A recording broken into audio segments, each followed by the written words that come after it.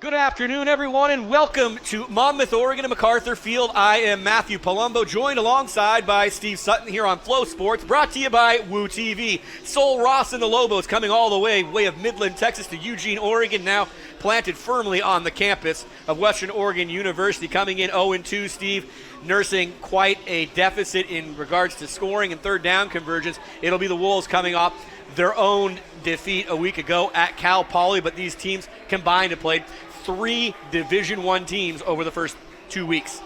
Yeah, it's been a tough schedule for both of them. The Lobos in particular will be looking for their first points of the year in this game. 64.5, Steve, game points given up per game. They're Division I teams that they're playing, but what you talked about, what Lee Harris is going to have to experience and wants his team to experience for the first time today, is to see points be scored.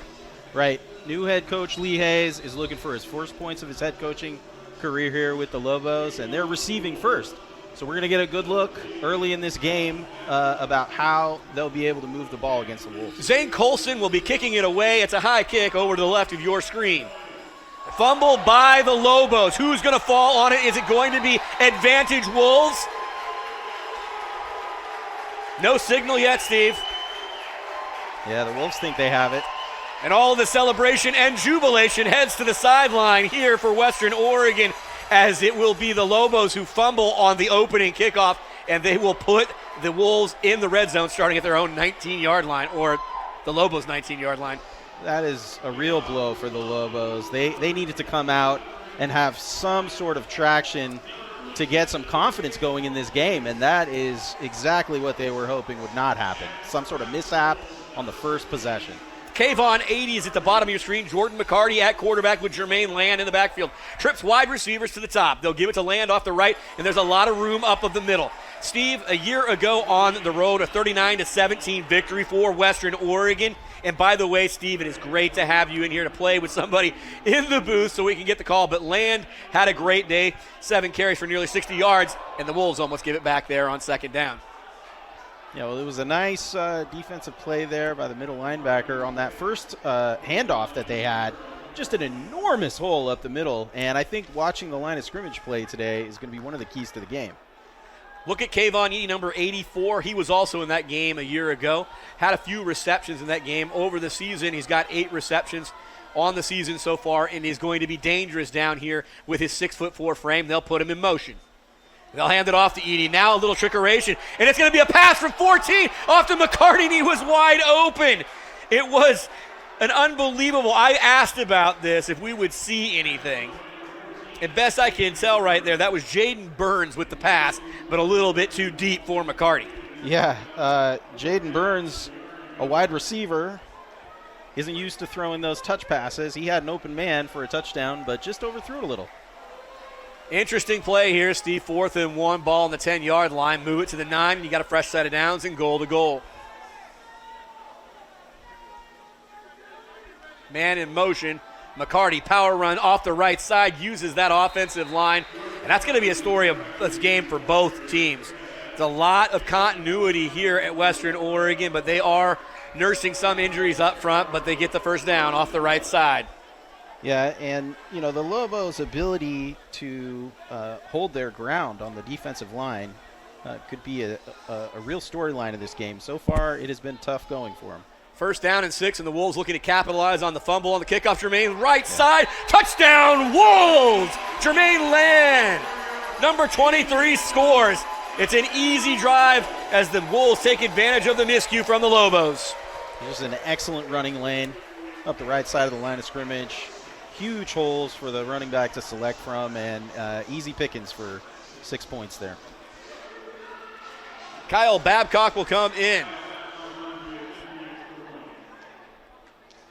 Babcock trying to make it 7-0 with 59 seconds gone in the game, Steve.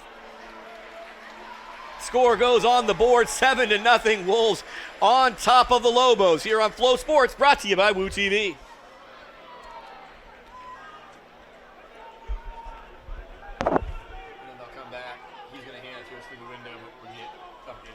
Okay. And our premonitions come true. We'll be focusing mostly on Western Oregon.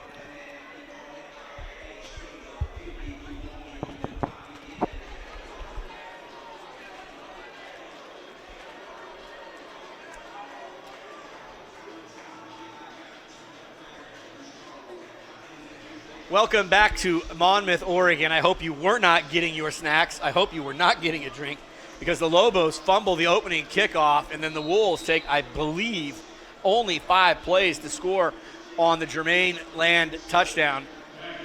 Pretty easy start, to be honest, Steve.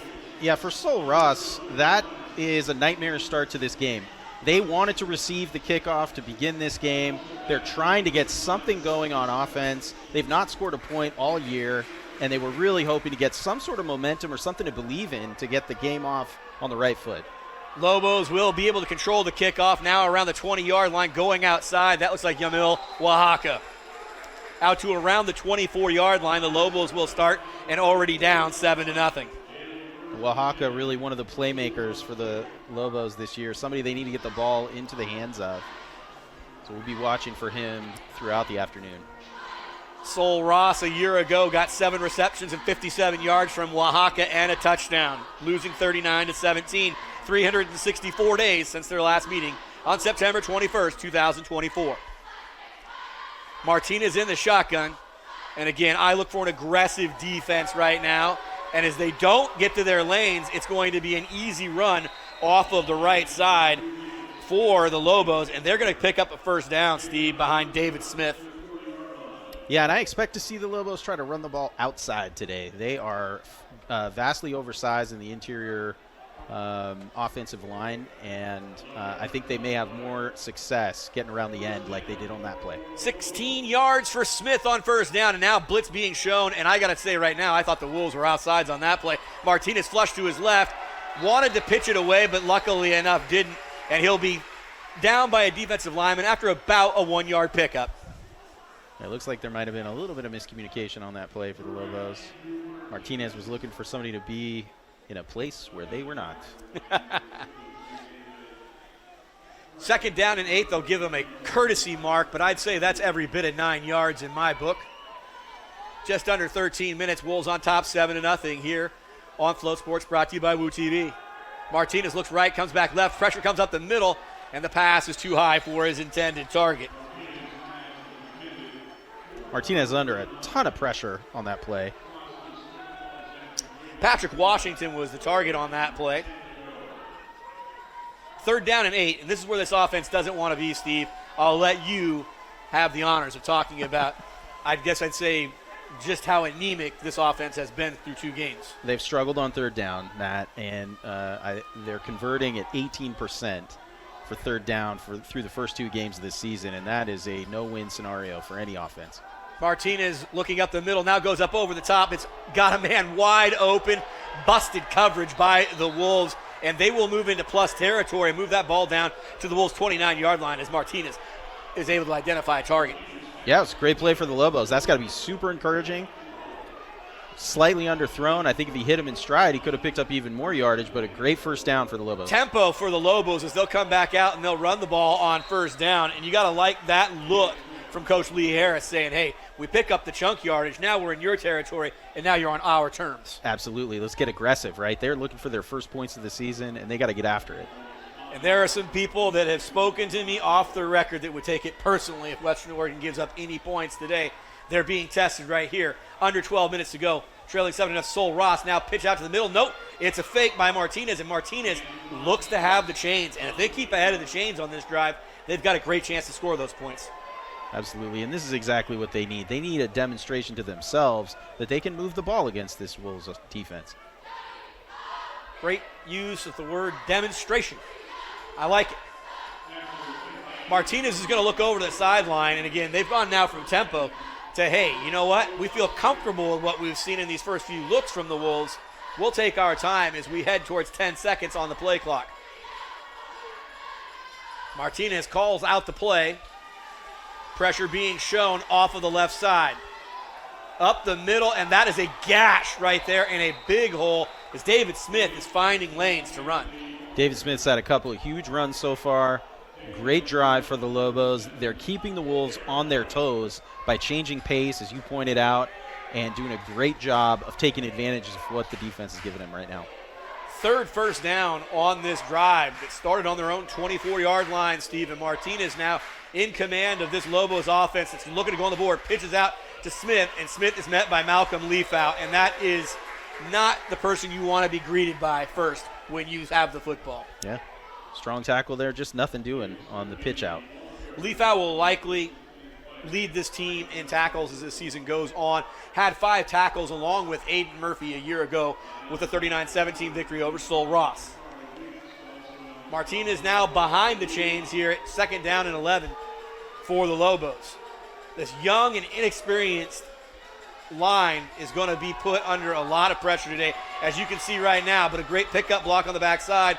There is going to be a flag on the play. Steve couldn't tell. Looked like number 45 was on the pursuit for the Wolves. Elijah Pula was on the backside.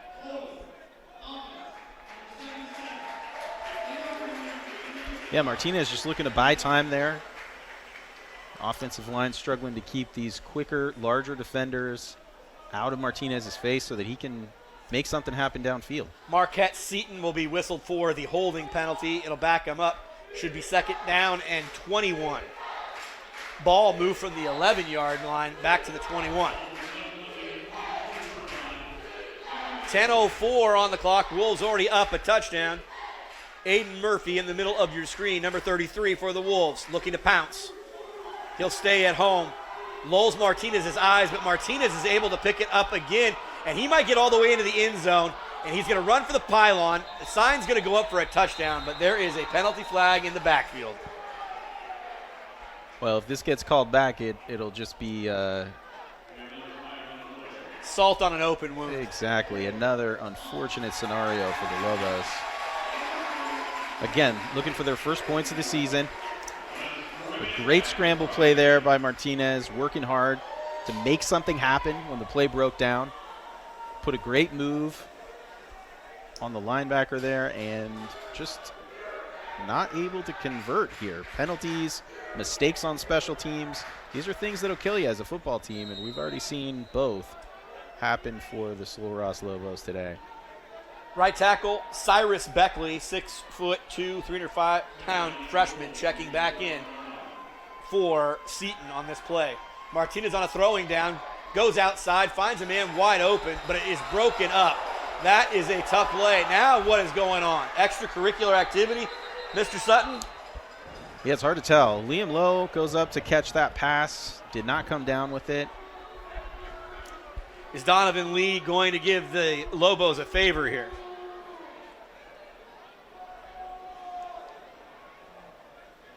Donovan Lee broke up the pass. Ball has not moved.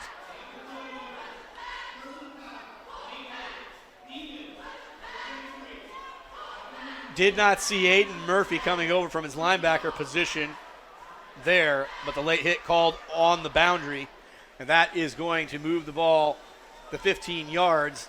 But I believe that's an automatic first down, is it not, Steve? Yes, it is. 1st and 10, Sul Ross Lobos. That penalty very costly. 1st down and 10 now at the 15-yard line, and the Lobos trying to get off the schneid. Smith off the right side, everything collapses, and the interior line for the Wolves defense doing their job. You can see them being very aggressive against the run on that play. Effective on the interior line. What do you like about what you see for Sul Ross to be outside versus trying to run between the tackles?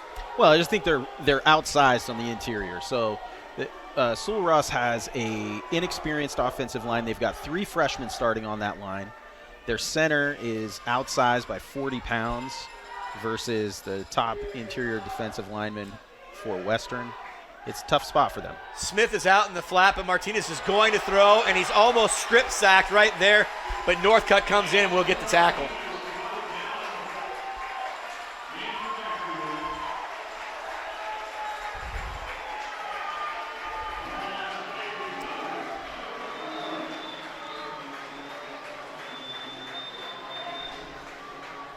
Great anticipation from the line as they are able to push back Sul Ross once again. Make it 3rd down and 8 as no yards are gained. Ball remains on the 13-yard line. Again, the Lobos stuck on 0 for the entire season. This is now 2 quarters plus 6 minutes. 2 games plus 6 minutes. I believe that was Masson Newton on the sack there. 5'10", 295-pound senior from Lake Oswego. They'll give the ball to Jermaine Land, and he will get a chunk of yardage, moving it close to first down yardage, and the chain gang moves, Steve. Offensive line got a good push there. They have been absolutely gashing the Lobos in their first 2 possessions. We'll see if that continues on this one. A year ago, they ran the ball close to 40 times for 280 yards nearly. I expect that you're going to see the Wolves do that a lot. McCarty flushed out, goes to his right, has a man wide open. And what I love to see about that, Steve, is that Jordan McCarty used his eyes to get that player open for the reception and the first down yardage. Absolutely. Should have a nice replay coming up. Steve will let you walk us through that play. Although there's a flag on the play, they are moving backwards. Unbelievable. So far, a ton of penalty yards for both teams, Steve. Yeah, it's been sloppy so far. We've had a fumble on the opening kickoff and key penalties, important penalties so far in this first quarter.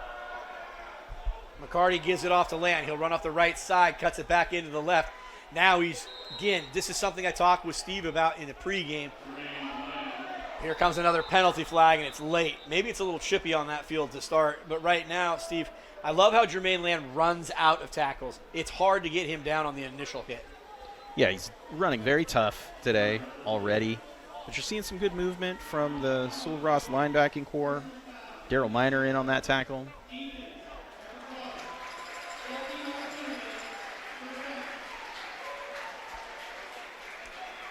Sul Ross returning the favor and giving Western Oregon an automatic first down with the penalty.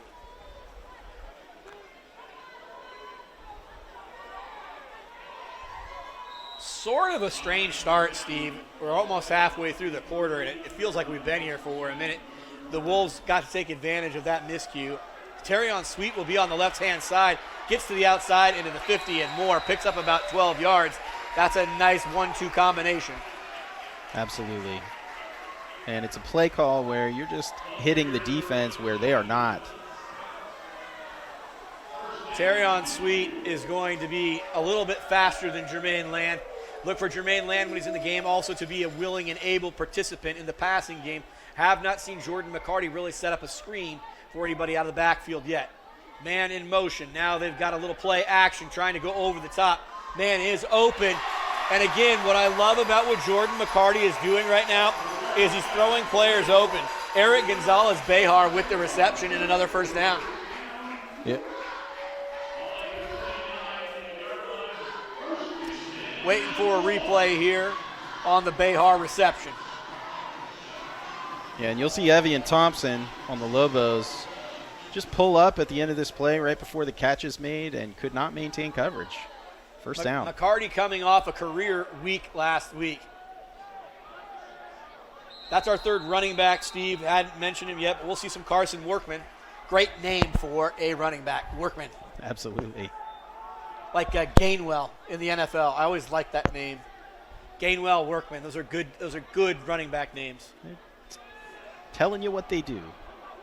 Well, I'm going to tell you something right now. What I like about Workman on that play, on the far side, Steve, just lit up a linebacker on the backside, and it will help get the first down for the Wolves. And that's the kind of team play you like to see. Yeah, beautiful play there from Workman. Behar will come off of the field. Jaden Burns is out there. He's already got one pass attempt. He's 0 for 1. I don't think we'll see that again. Terrion Sweet in the backfield, and you also have trips wide receivers to the top of your screen.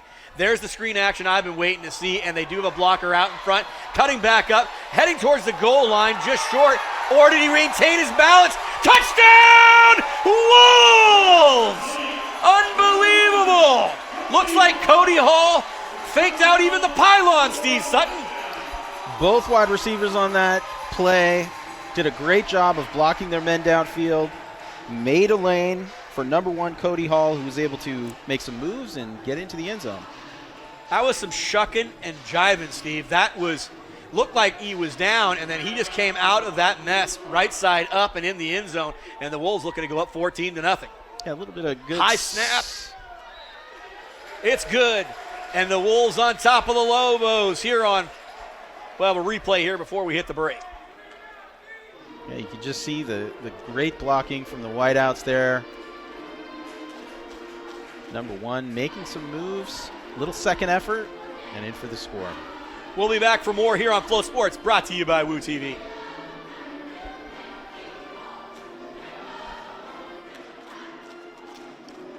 Question for you. We are well behind on the plays. Like there's a huge delay up here.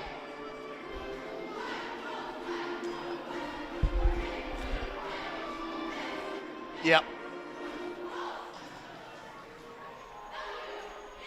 In fact, we're still on their possession. I know. Yeah, I mean, there's no way I can't see a replay whatsoever. We're probably a full minute behind.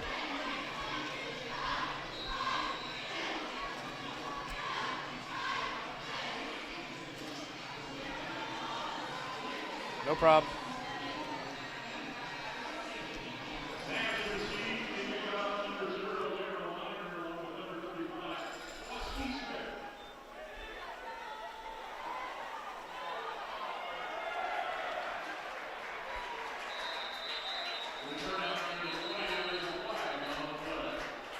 Jeremiah Swartz makes the tackle on the Wolves' third kickoff of the game, Steve, but what a unbelievable drive. We'll see some penalties here on the kickoff. Looks like they're going to go against Sul Ross, and that is becoming a problem early.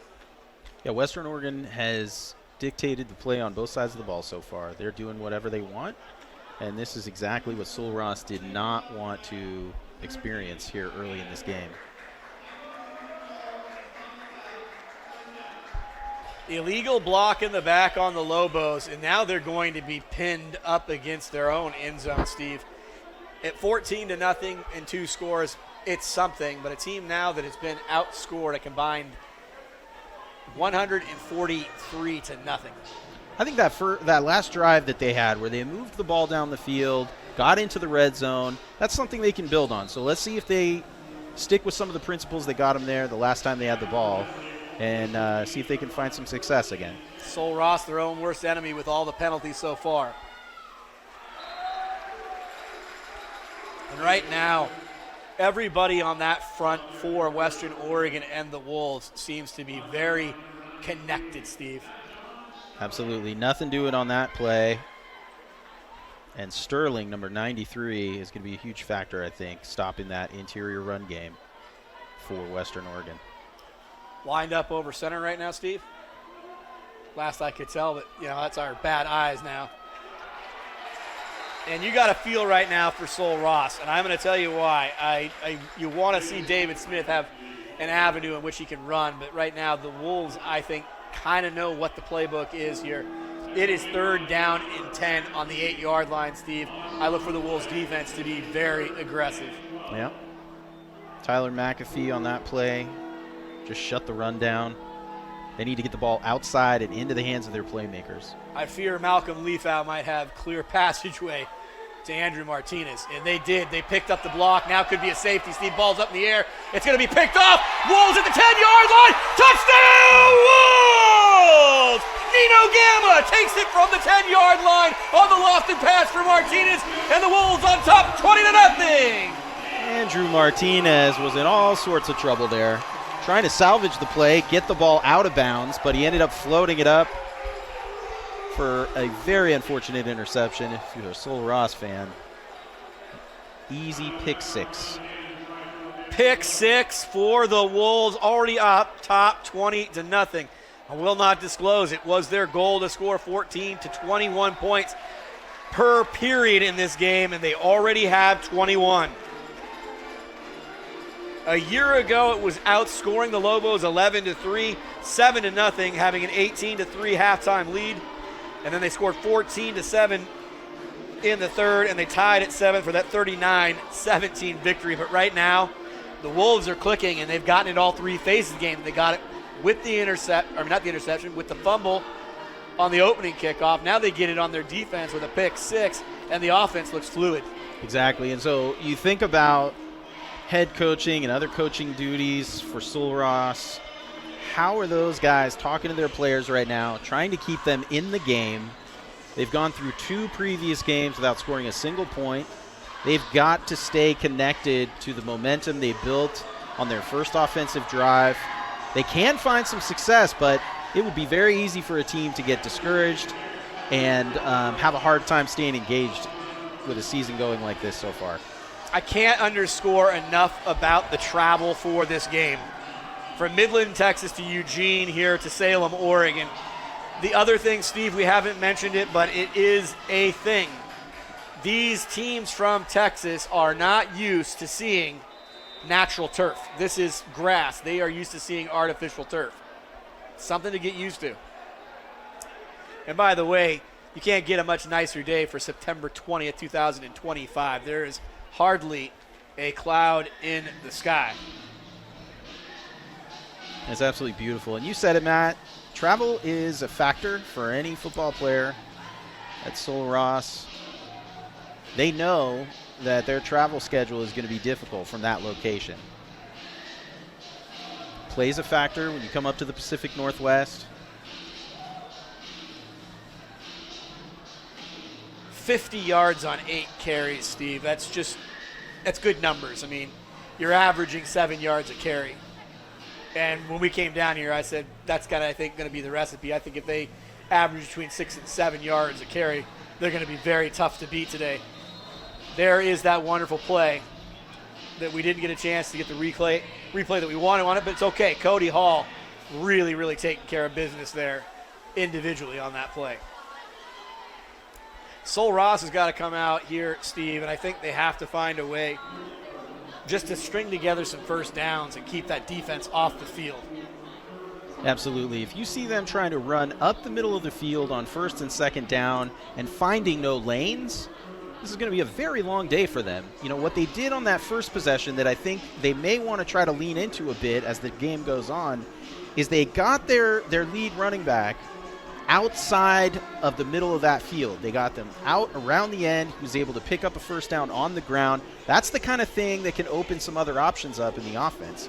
Their last possession, they weren't able to do that. They were backed up too far. Let's see if they can build on something here. Absolutely going to need it right now. And you can see they're just opening up the offense a bit with 4 wide receivers on this play. And there's actually a new quarterback in the game, Steve.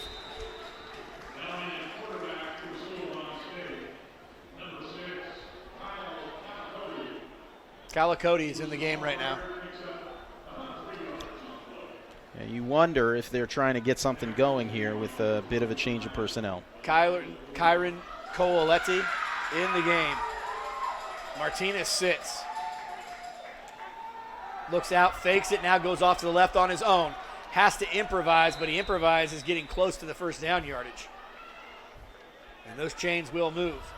That's a good sign for the Sul Ross offense, desperately in need to be energized and demonstrate that it can take some time off of the clock, as the Wolves defense has been very, very hungry today.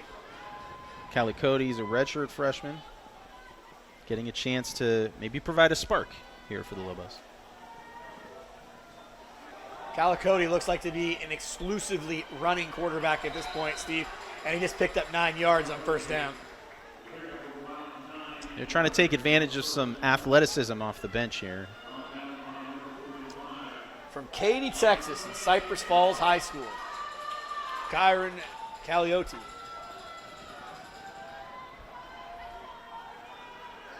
They want the tempo with him, too. They want to get to the line, and I don't disagree with this play, Steve, if they want to do this most of the game. I think they need to not let Western Oregon get into its base defense and allow them to be able to identify where they might be looking to run the ball. Yeah, the times they've had success are when they're keeping the Wolves on their toes, for sure. Heading towards 2 minutes and 40 seconds, and the Wolves already up 3 scores, 21-0. Coaleotti's hit well throwing, That is great defensive pressure coming up the middle by the Wolves. So it'll be interesting to see how the redshirt freshman is able to handle the pressure that Western Oregon has been putting on the quarterback for the Lobos today. Tyler McAfee with the pressure there on Calliote. Can Calliote stay composed? Well, he's got 1, 2, 3 defenders pressuring him when he's trying to make a pass here. 2nd down and 10 from the own 45. Fakes the handoff, our first throw, and sitting on that route on the outside. I could not tell if that was safety over the top, Tyler Copeland, but they were hungry and eager for another pick 6. So the dilemma for Sul Ross right now is let a route develop and have multiple defenders on top of your quarterback, or do something quick and risk a pick like we almost saw in that play. Wolves have had scores basically in all 3 phases of this game, and now it is suffocating. And it is coming undone for Sul Ross. And it's one of those things, Steve, you talked about it. You better be careful right now about how much cohesion the team's going to have. With 2 minutes and 15 seconds, it's going to bring up 4th and long after Aiden Murphy gets credit for the sack.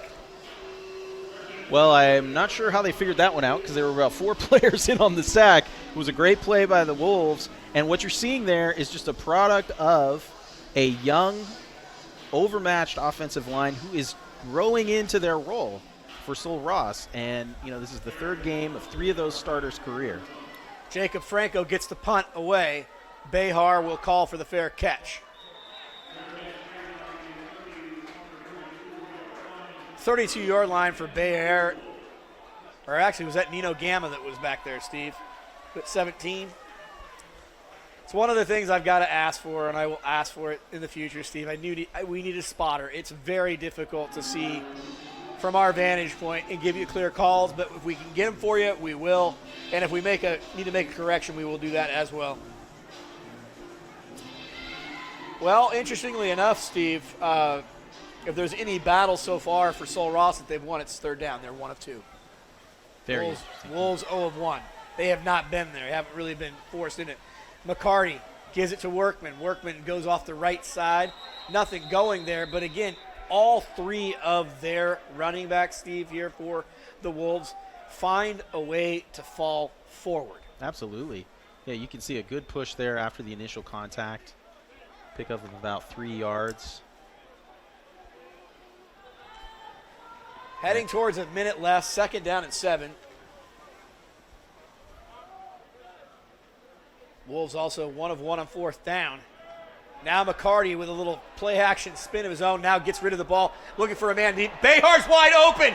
He dives for it, but he cannot corral the pass. Steve, it would have been just a reception, and literally it should have been a reservation for 6. I mean, there was no defender anywhere near the receiver on that play. I'm not sure what happened in the secondary for the Lobos there.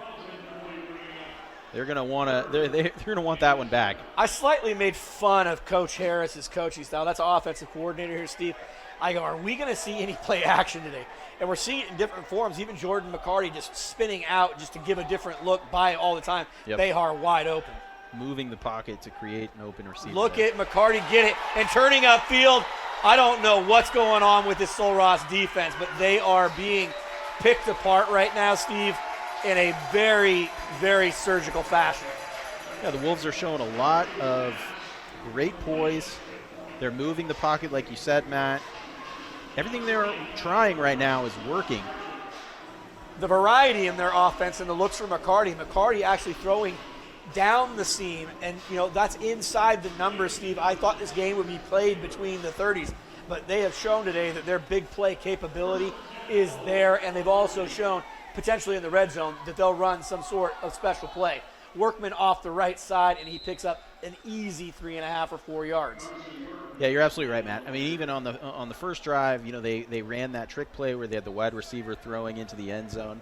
It didn't work, but what those plays do is show the defense we're unpredictable. We're willing to take chances to have success, and so it's very difficult to defend an offense that's gonna put you through those motions. What can you say about the first quarter? It couldn't have gone any better for Steve Sutton. I'm Matt Palumbo. It's 21-0. Wolves over the Lobos here on Flow Sports. Brought to you by Woo TV.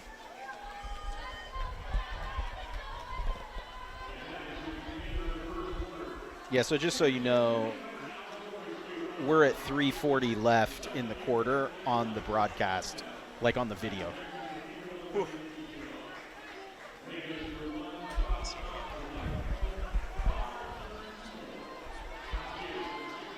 Yeah, that's correct. And so there's no way. If you play a replay, I'm calling it blind.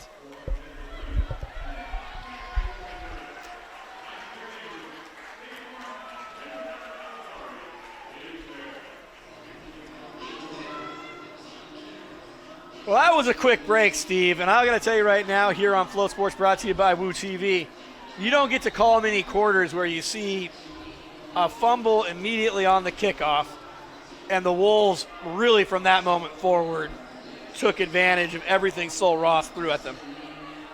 Yeah, you're right, Matt. The ball is bouncing Western Oregon's way. This was definitely what Sul Ross did not want to see coming into this game after going 0-2, not scoring any points in their first 2 games. They had a little bit of success on one offensive drive, and since then it's been a very difficult challenge. McCarty from the 14th will give it off to Workman. Workman punishing running, Steve. I mean, it's different. Of the 3, I think he's the most violent of the runners. Definitely running with authority. Good lean after first contact, and also just, again, great offensive line play. He's got lanes. Tempo from the Wolves. They'll give it right back to Workman, and they are just letting that offensive line push around the defensive line of the Lobos right now. Absolutely.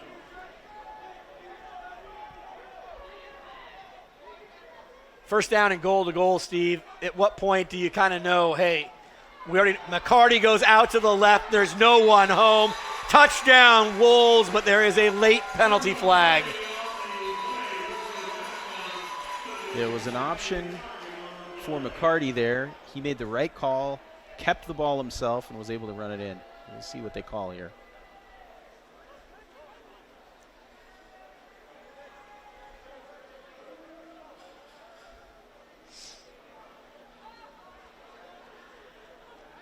On those options, it takes a lot of trust between the quarterback and running back, where the quarterback is holding.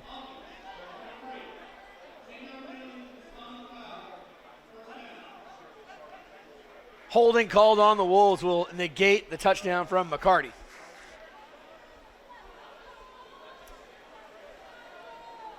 McCarty had about a 57% completion percentage behind a career-high 261 yards in their 56-7 loss at Cal Poly last weekend. Total reset here on the offense, Steve. McCarty now in the backfield. Turns around, screen. They've got it set up for Terrion Sweet. He'll run inside the 5, get towards the goal line. Touchdown, Wolves from the 12-yard line, and the Wolves move up 4 scores. And that's another example of the creativity we're seeing from Western Oregon's offense. They move to quads, and that creates a chance for them to have 3 downfield blockers after that screen pass. Worked like a charm. Unbelievable start. 4 possessions, Steve. 4 touchdowns. It's exactly what you dial up when you're planning an offensive game plan. High snap. Snap is clean when it is caught, and the Wolves are on top 28-0 here on Flow Sports, brought to you by Woo TV.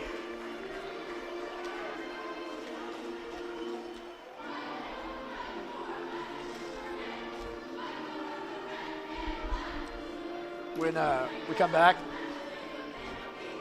go through the scoring. I'll You're going to? No, you go through it. Okay. Like I said, we'll have all 4 of them. So when he hands it to us, you can just go through and tell people how they scored if you're just joining us. Okay. Yeah. Give my voice a break because I definitely got a little hoarse.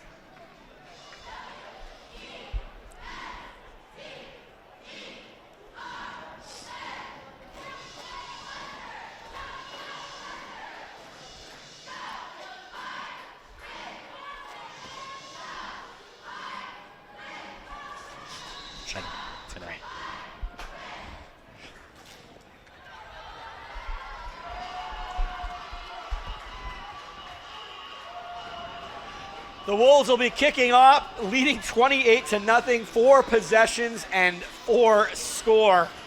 Not in 7 years ago, like 7 minutes. It has been all Wolves all day.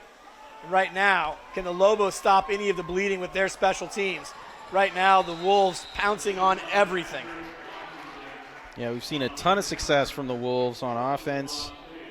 4 touchdowns. We had a 6-yard rush from Land. An 18-yard connection from McCarty to Hall. Gamma scoring on that pick 6 from 17 yards out. And finally, the screen pass that they just scored on a moment ago.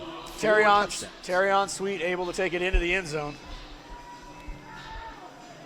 That's a great player for Oregon as we're watching a little bit of the rivalry game here. Steve and I are, and Bechter's one of my favorite players to watch play.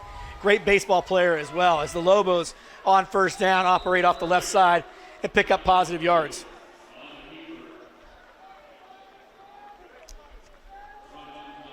It'll be interesting to see how Western Oregon evolves their game plan as the game goes on. Steve, I have it on pretty good authority from the coaching staff that one of the things that they were excited about today was potentially seeing a lot of their players play today. One of the things they have to be concerned about, though, Steve, as we were saying, we're going to have different storylines inside this game. One of the storylines is, who do they play? They can only let players play in 4 games or they will lose a year of eligibility. So you've got to manage your team right now versus the expectations of, hey, we're playing really well, but we also need to see some of these other guys play. I don't want to take anything away from the Lobos and their travel, Steve, but this is more like a very aggressive scrimmage that they are going into right now, and they're evaluating more of their talent than what they are of Sul Ross. Yeah, I think you're right, and I think that's one of the reasons we're seeing the redshirt freshman quarterback in there at this juncture. Both teams have to do that. Yep. We were talking about it with Coach Keys being there for his first season. If you look down his line, I mean, he's been just about everywhere and had great success, but he is taking over a program where we could say essentially the cupboard is completely bare. Well, it's young, right? We've got young men who are just adjusting to college football. This is their 3rd game, and they've been starting the whole season. And they've not seen a lot of success, so you get a little bit discouraged. You wonder if you belong. I think seeing them fight today and seeing how much kind of stick-to-itiveness we see from them will be an interesting part of the rest of the game. Second punt of the day is away, and it is fielded by the Wolves on their own 30. Behar has got it, and he's made himself an elusive tackle. But he'll move it outside the 40-yard line, and the Wolves, again, even just more shockingly, these 28 points have come in under 6 minutes of handling the football. Yeah, Sul Ross is certainly winning time of possession at this point. It just hasn't taken long for the Wolves to move the ball. 16 total plays for 151 yards. I am no math scientist in any way, shape, or form, but again, that's averaging 7 to 8 yards a touch, Steve, and that makes things a lot easier. Yeah, you just wonder on that last possession, too. It was, 3rd and 6. You see the young quarterback hand the ball off on 3rd down. They need to find ways of putting him in a position to be successful so he can generate some confidence if they're going to have him in the game, which they've chosen to do.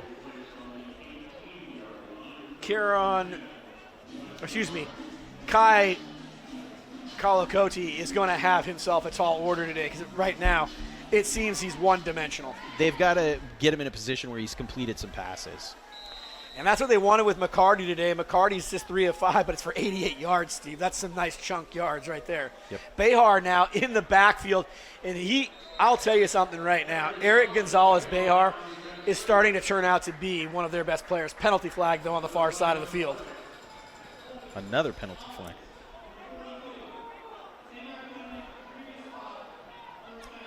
So coming into the game, Sul Ross knew that they needed to generate some takeaways, some turnovers. They needed to show up on defense in a way that gave their offense a chance to stay in this game. Here's an opportunity for them, right? We're going to be going into long yardage territory. This is a chance for them to show up. They've got to come up with some plays in this part of the field with long yardage to go. On their own 8-yard line, McCarty fakes it. He's in trouble. He's got to get rid of it. That's going to be close to a safety, Steve. It's exactly what we were just talking about. They're going to say he was at roughly, I'd say, the foot line. I have a hard time not believing that was a safety. That is a generous call. And again, this is one of those situations, Steve, now. The Lobos defense has one job right now, keep everything in front of them. And the Wolves will have to have their first kind of tense moment of the game because they'll have to punt, with the prospect of having the inline be there for them if they aren't able to pick up some yards here. I look for McCarty to go straight forward.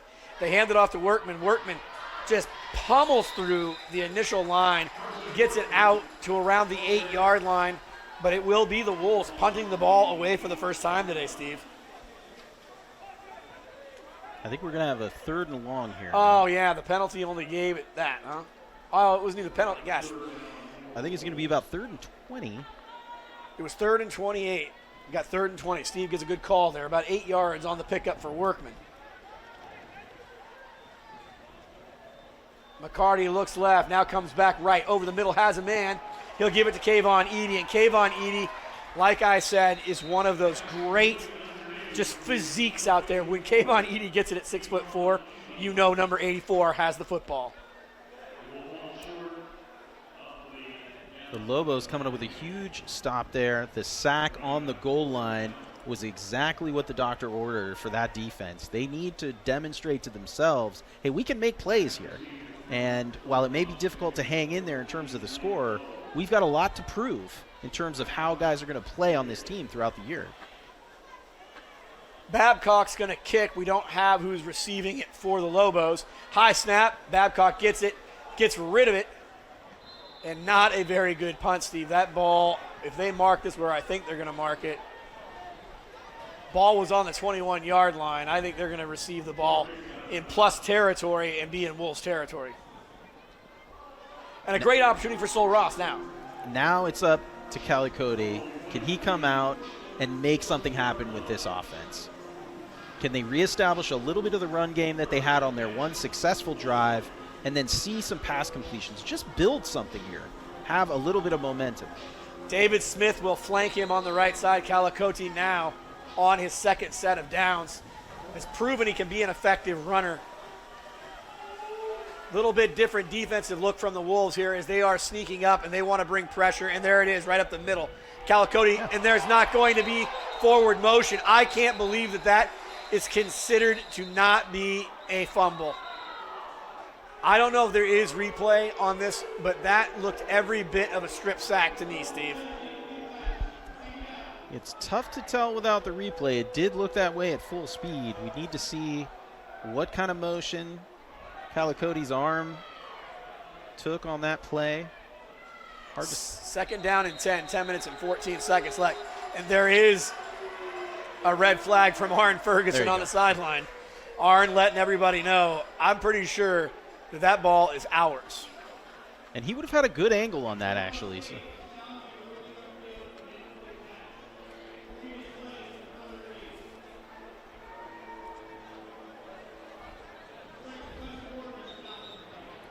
Terrion Sweet with the last touchdown for the Wolves, 15-yard touchdown pass from Jordan McCarty. Babcock's kick is good. It's a 7-play, 68-yard drive. It's 2 minutes and 25 seconds. Again, they have not had a scoring drive, Steve, that has gone over 3 minutes and 10 seconds. Yeah, they've been slicing and dicing.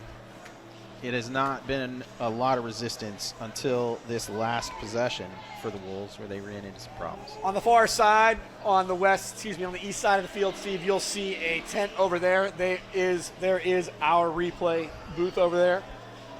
Officials are taking a look at whether that is an incomplete pass or is going to be deemed a fumble and a recovery by the Wolves. And I would think, honestly, that would be devastating if it is a fumble and a recovery by the Wolves. Well, there's already been devastation in this game. So, they're just in the thick of it now, and they're trying to dig out of it, find some breathing room. Can we do anything on offense? And if they turn the ball over here, the worry is we've put in the redshirt freshman. We're trying to give him a chance to create a spark. And so far, it's been a disaster. So if we see this turnover here, I can't imagine it's going to get any easier for them. And they got a lot of football to play today. They do. I mean, it's in some ways, like I said, it's a strange first half. And I think it probably all started with the fumble on the initial kickoff. I just think that feels weird to start a game with something that's kind of not clean. Wolves take advantage of it, and that was just their first punt. And they get a chance to take over in Wolves territory, Steve, and right now they could be giving the ball right back. You're absolutely right. So they win the toss, they receive the ball. You do that because you're trying to get on the board. And so to turn it over deep in territory like that is a huge discouragement. Then your defense shows up on this last possession, sacks the quarterback practically on the goal line. You get good field position. If they turn it over here again, the offense is really signaling to the rest of the team. Let's see what he says. Okay. I think that's dodging a bullet, Steve. I really do. And I'm not, sitting here because I'm paid by the university, but everything like Calicote right there looked like to me that he put the ball on the ground. He was running with the ball with no reason to be throwing. Yeah, and I mean, it was challenged because the Western Oregon sideline had the same view you did. But apparently they see something on replay there and make the call, so here we go. Calicote's got his work cut out for him now. He has got to know that there is basically a full Amber Alert for him on the defense of the Wolves. They are queued up to go after the quarterback right now. Throwing now here on second down, gets it out to the outside and throws it into a dangerous position out there to Liam Lowe. And Lowe did not look like he was expecting that pass when he turned around. He came out of his cut and seemed surprised by it. Isn't that what you want in that type of communication there between the quarterback and the wide receiver, is that when he makes the turn, he knows that ball's going to be there? He was not expecting it, like you said. Well, absolutely. I mean, it was not terrible anticipation from Calicote, a little overthrown. Now a run up the middle, fullback run, trying just to move the chains here. And I have to assume, Steve, trailing by 28, why Coach Lee isn't going to go for it here. Yeah, I mean, they're not going to hang in the game if they don't get aggressive, which makes the last play a little curious. 3rd and 10, and you run a fullback run up the middle. Calicote is in the backfield. He'll have a fullback, and he'll have a running back with him. No hand up the middle. It's a fake. Now Calicote runs out to the right-hand side. Was looking for Yamil Oaxaca, but Oaxaca already out of bounds, and that became an extra defender. Calicote is dealing with a lot of pressure. The Wolves are doing an outstanding job of giving him different kinds of looks, giving him a lot of pressure, and we just haven't seen the accuracy from the young passer for them to build something on offense. Wolves will come back out on offense. Jordan McCarty leading the way. Isaiah Ricard will be out there wearing 0 for the Wolves. Kayvon Edey at the top of your screen. And Jermaine Land in the backfield. Land off the right side looking for a block. Cuts it back towards the middle of the field, but he'll pick up 3.5 yards on first down. Good gang tackling there. The Lobos moving well on defense. Covering this kind of 3-headed monster we've seen in terms of the running game from Western Oregon. Land now with 5 carries and about 34 yards. Long for the game is about 10 yards. Again, they have handed the ball off several times today to set up some pretty impressive passing as Jordan McCarty. I told you if he's going to run, Steve, it's north-south. Well, it's true, and he's had success today and all season with that north-south running. The concern you have is it's 28-0. Do you really want to see your starting quarterback running the ball a whole lot in a situation like this? My best guess, Steve, is, and this is all conjecture on our part, but you would imagine that McCarty gets to see the first half of this maybe quarter, maybe the full half, and then he's going to end up having some significant time on the bench. McCarty off to the right, design pitch play. They'll get it out, and again, this is what I do like to see. They are trying to see what they have in certain players. They want to see if Jaden Burns, the redshirt junior, 175-pounder, can get out into open space. They've already used him as a passer, and then they tried to use him on that pitch play. Yeah, they've opened up the playbook today. There's no question, Matt. A lot of creativity, a lot of multiple looks, using different personnel in different spots. It's a lot for the Lobos to keep track of, and Western Oregon's just really doing a great job of mixing in different kinds of plays. Babcock will kick it away again. Lobos back on their own 10-yard line, but there is a whistle. Would have been a good punt. And that is all in the direction that it could be on the Lobos, Steve.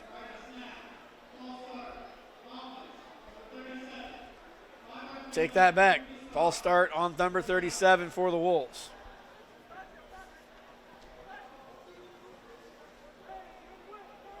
Isaiah Mosley going to be whistled for the infraction. It'll make it 4th and 9, moving the ball back to the 44-yard line.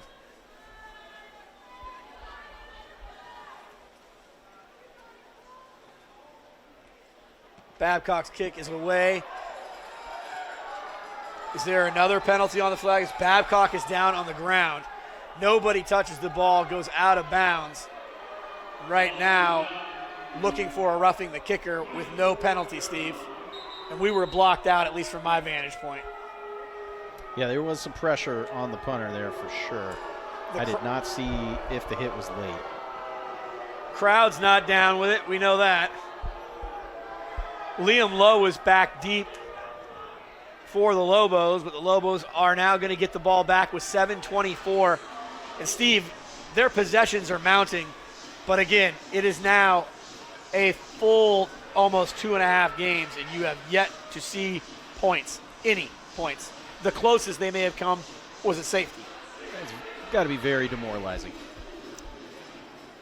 Calicote will come back in, and again, his job right now is to engineer something that keeps that defense on the field for the Wolves. The Wolves have just had a field day with Martinez and Calicote so far.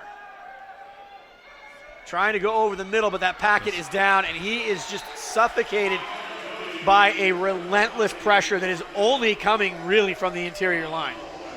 Matt, you would think we would see them trying to give Calicote some quick looks.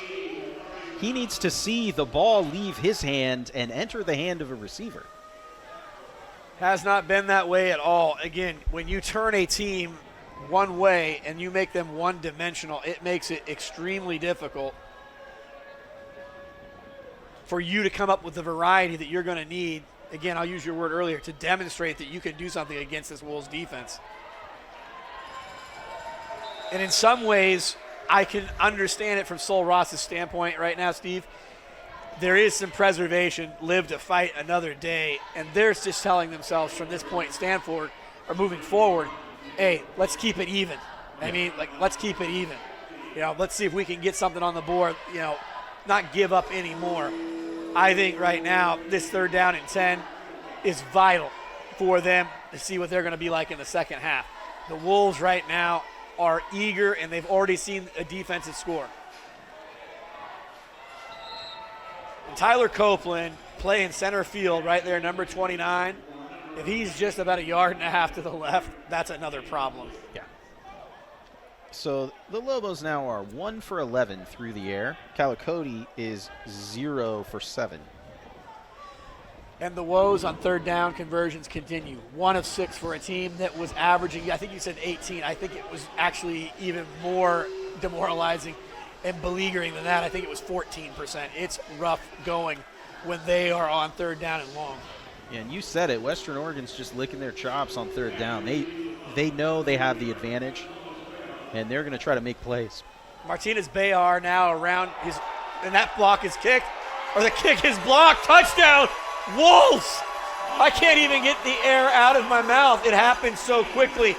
And what has turned out to be an exhibition of football here, basically in the Lone Star Conference, has turned into an outright rout of an exhibition, Steve. Yeah, Terrion Smith with a huge special teams play there. It's got to be a lot of fun. 2nd touchdown, now 1 on special teams, and now 1 through the air from Jordan McCarty. Sweet day for number 19. He's having a great day. Terrion Sweet, gotta have it, baby. 34-0, could be 35-0 after this kick. Wolves on top, 35-0 on the block. Punt. Terrion Sweet takes it in. We'll be back for more action here on Flow Sports brought to you by Woo TV.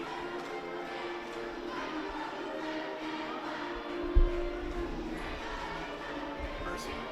Like fighting the clock around.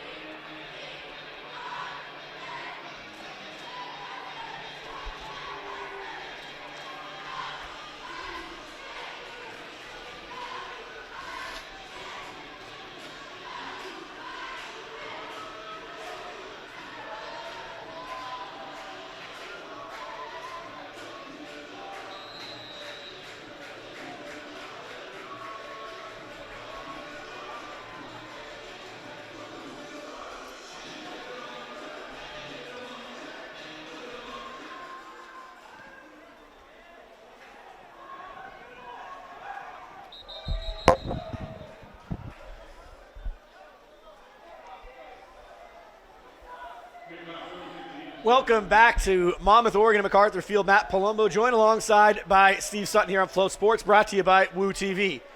Well, I hope you've joined us for all of this. The Wolves have been able to put the ball in the end zone 5 times and get 5 consecutive extra points from Kyle Babcock and lead 35-0, Steve. It has been a very one-sided affair, which has been the story for the Lobos all season this year so far. Western Oregon doing a great job of pinning them both on offense and defense, flexing the Wolves' muscle, both sides of the ball, 35-0. Here is Calicote again. See if he can get something going on offense. Hard to believe, Steve, when I'm going to mention some of these numbers that are about ready to come out, as this is the first time we've seen Calicote do exactly what you pleaded with them to do. Just get the ball into someone's hands and let them see the ball get received. Well, it turns out they've actually put Andrew Martinez back in at quarterback. He completes his second pass of the day. The numbers that are going to pop off the page to me, until that, it was 30 plays for 72 yards. That is not going to get – that's puddle jumping. It's just not operating on any cylinders as Martinez goes out to the right-hand side, and he is lucky again. As you see Ulrich Jr., he was prowling on that play. Yeah, they're trying to get the ball into the hands of Liam Lowe, who's a playmaker on their team. The passage is overthrown, and that's not in the budget for the Lobos. They can't afford that. I mean, they have to execute every play at this point. And this defense has had a lot of receipts today, Steve. I just feel like, again, they are going to have to take their chances if they want to score, and I just don't even understand at all what kind of moral victory it might be as the pressure comes from the edge, going over the top. And again, that play just took too long to develop. Gave that ball too long to hang out there. Kai Noah Jones not out there for the Wolves. They talk about McCarty's passes a little bit more air underneath it. That ball needed to be flatter to be completed on time. Yeah, I think you're right, Matt. Martinez is doing the best he can, again, under pressure, throwing that ball. When they're waiting for routes to develop, they're finding it very difficult to protect the quarterback today. Offense averaging less than 2.5 yards per play, now in a tough situation on 3rd and 10. And again, the Wolves defense comes up in a big way as it is Donovan Lee, 6'1", 190-pound redshirt sophomore from Vallejo, California, coming up with the pass breakup. Martinez Behar will go back deep. It will be the 4th punt this afternoon for the Lobos. Martinez thrown into a double-covered receiver there, but just an inaccurate pass. He put it in the right region and needed to help the receiver come back to the pass so that it didn't get mixed up with the defenders there, but just not enough accuracy. Martinez Behar now kind of, great kick, Steve. And now he picks it up playing a late play there. And in some ways, I don't know, it's a dangerous play when you're down there like that, but he's able to field it, pick up some positive yards. But it will be the Wolves starting with their second worst field position here in the first half. Otherwise, this has been sledding downhill. Yeah, you're right, Matt. A lot of times when you get a punt that's bouncing like that, it's somewhat ill-advised to try to pick it up and make something of it. But when you look at the scoreboard, it's not shocking that Western Oregon feels a lot of confidence right now.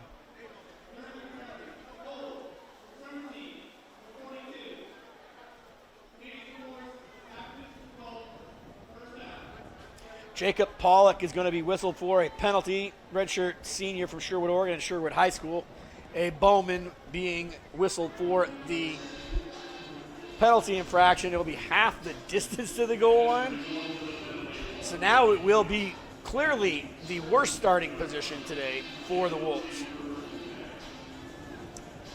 Last time we saw the ball in this territory, the Lobos were able to make some plays and get a turnover that they needed.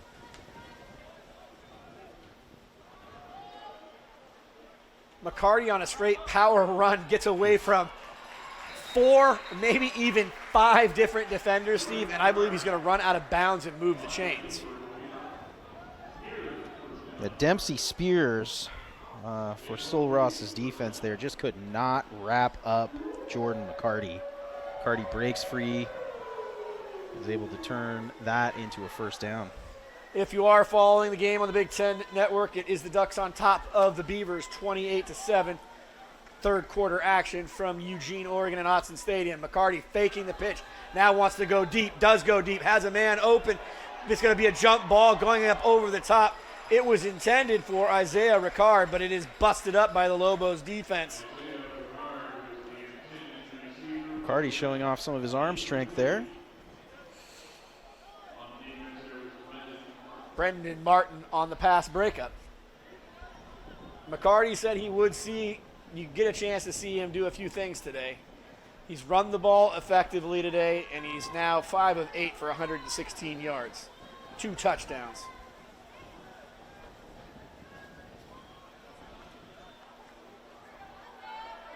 What a compliment to have. Wow, McCarty's in trouble. Able to get that play off, maybe to Workman, maybe back to the line of scrimmage, Steve. Because he had players draped all over him. He sure did. I mean, McCarty's showing some great strength on this drive. The broken tackle before, and now, as you said, able to break 2 tackles on that play, complete a pass. Very impressive. Cody Hall already with a touchdown, and Kayvon Edey looking over the sideline. They'll be on the bottom of your screen. Again, 4 wide receivers in this set, twins on both sides. McCarty looking in Edey's direction. He does get it out there. And again, that's a tough pass, Steve. He has almost a wall in front of him to throw. And Kayvon Edey might be a big target, but where is he going to get the yards when he throws it basically maybe 2 yards past the line of scrimmage with that much air underneath it? Yeah, that was a play that was well defended, actually. So we see the Lobos step up again on defense. They're going to get the ball back here, and let's see if the Lobos offense can get anything going at all. Third punt for Kyle Babcock. 27.5 yards on his first 2. Longest of the day, 32-yard lines. Lowe will sit back on the 40-yard line in a booming punt. Not bad. No return possible there. The punt going straight out of bounds. Taking on their own 36 here, and Sul Ross has got 4 minutes and 3 seconds, Steve, as they brought Martinez back in, and they've got all 3 timeouts. And again, there is some things that just have to happen if you're Sul Ross today. You have to get out of here with some consolation. And I think the consolation is I want to score on these starters. I don't want to wait until the second half. They want to do it now. Sul Ross traveled 2,000 miles to get here today for this game. And it's got to feel to them like they've got another 2,000 to go here to get to the end zone. It's well said. Oh, just absolutely batted out of the air. Is that James Duane? Couldn't tell if that was number 10, Steve. Number 91, huh? We're getting better at this. Thank you. Joseph Northcote from Maine, Oregon and Henley High School. Said no, no, no, and here comes the pressure. Whoa. I got to think that's going to go against Western Oregon, Steve. They're calling the false start, but I saw the defensive back of Western Oregon feel like he encroached and got into that red zone early. Well, I think he may have spooked one of the offensive linemen to have a little too much movement before the snap there. They're going to work it out, and we'll see what they come up with. You're right, Matt. Yeah, I agree. He tried to spook him, but it was just too much too early, as Jacob Pollock from Sherwood High School will be whistled for the infraction.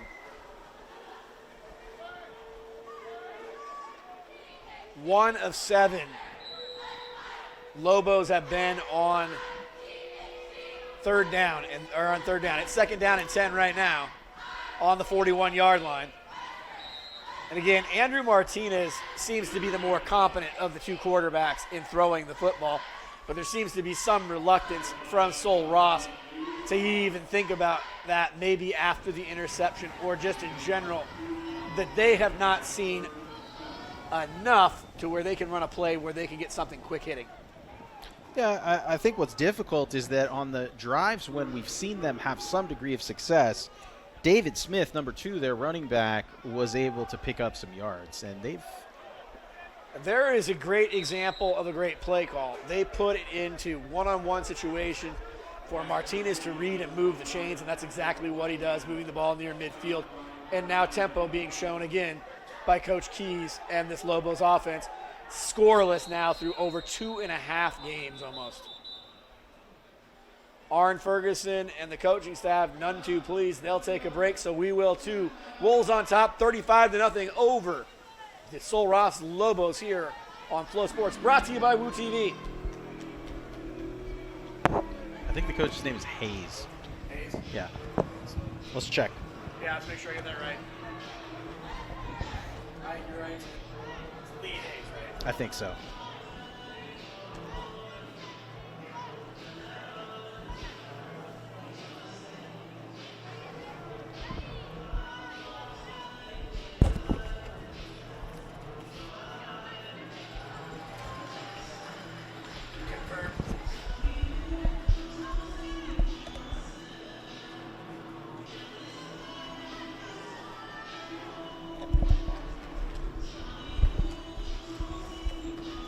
My apologies to Lee Hayes. Lee Hayes, head coach of the Lobos of Sul Ross.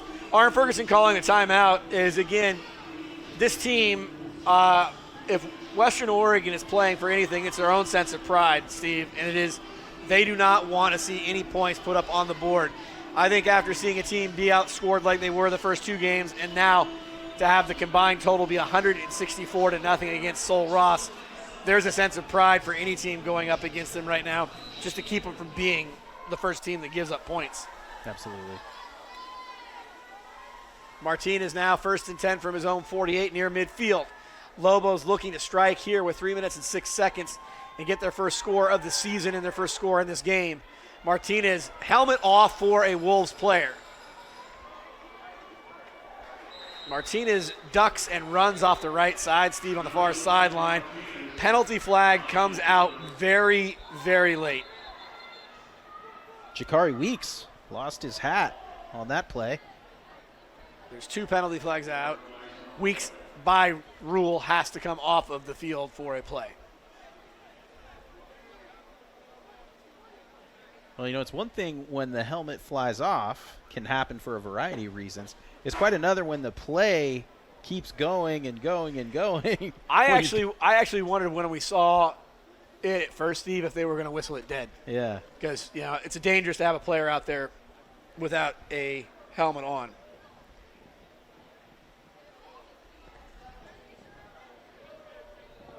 Three of 16 this offense has been, Steve, passing the ball. The Lobos have struggled greatly in the passing game. Offsetting penalties, so everything will remain the same.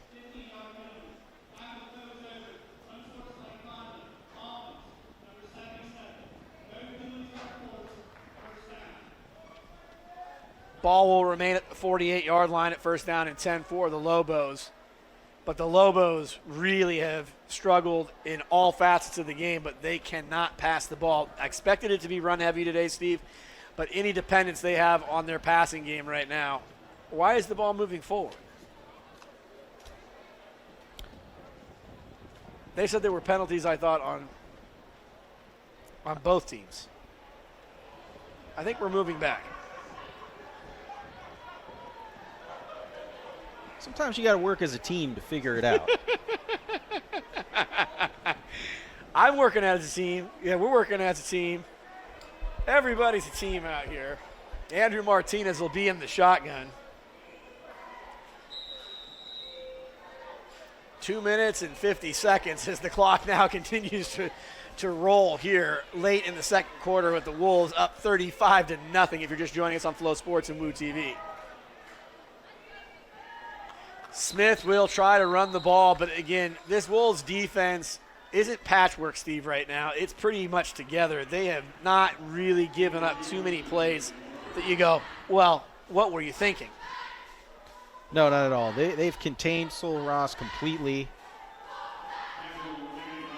Kendrick Jefferson on that last carry.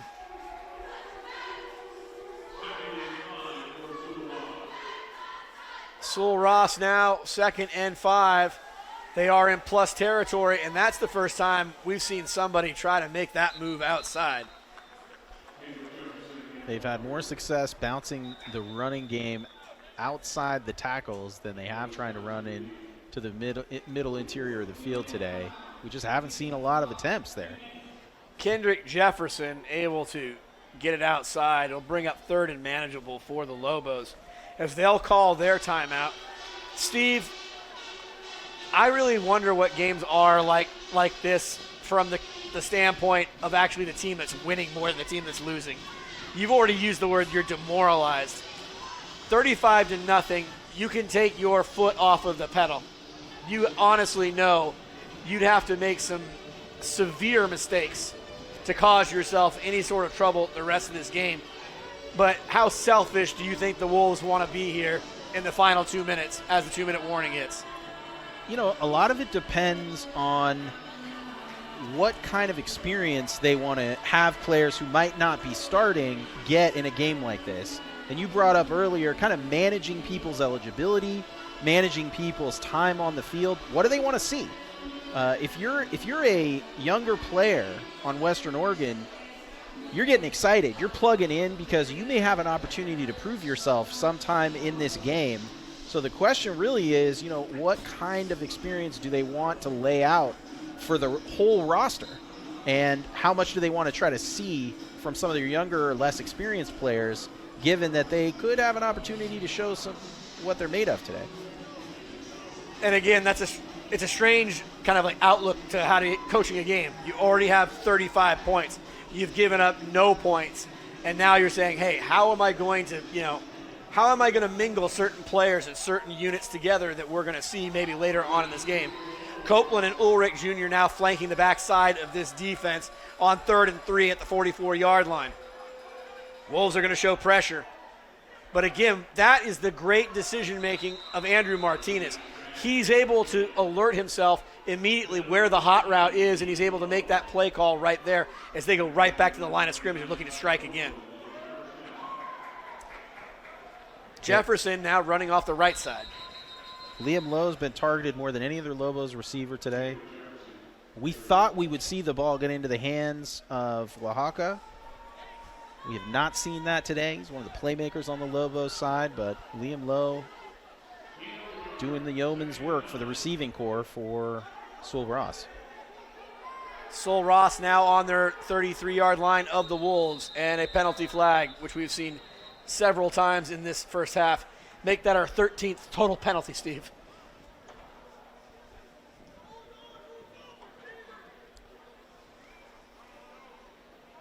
Yeah, that's a tough pill to swallow if you're Coach Hayes. You're already struggling, unable to put points on the board. Your defense has made some heroic efforts, but obviously they're losing the game. And so when you see penalties like this start adding up, it's a headache that's tough to solve, I'll tell you, certainly before halftime. 5 penalties for the Lobos for a total of 48 yards. Wolves have had 8 penalties for 71. If that's any area of concern in this game so far, that's the only thing I can point to for the Wolves. Some undisciplined play. 1 minute, 9 seconds. Second down and 14. Ball placed on the 38-yard line. Lobos looking for that score. Martinez into the air. Puts it right on the numbers. Well done, Andrew Martinez. Kyrie Payton with the reception there. Payton moves the ball all the way down, and we'll get another penalty flag, Steve. We just can't avoid them. And another helmet flying off.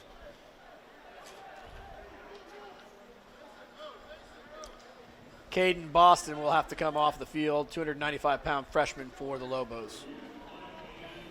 Gotta get the equipment manager out here and check those straps. 53 seconds, and now it is a question of pride for Western Oregon. As you can see that Sul Ross right now with Andrew Martinez on that last reception, really eager to finally just, they need to punch one in, Steve. They've got to get over that goal line. Martinez now will have two out to his right. Throws it into the middle, and that is dangerous territory. There is nothing going on there. Very tight window for Martinez on that play. 3 Western Oregon players within reach of that pass. He's pretty lucky it was an incompletion. Second down and 5 on the 13. Lobos can pick up a first down. Still have 2 timeouts with 49 seconds remaining here in the first half, trailing 35-0.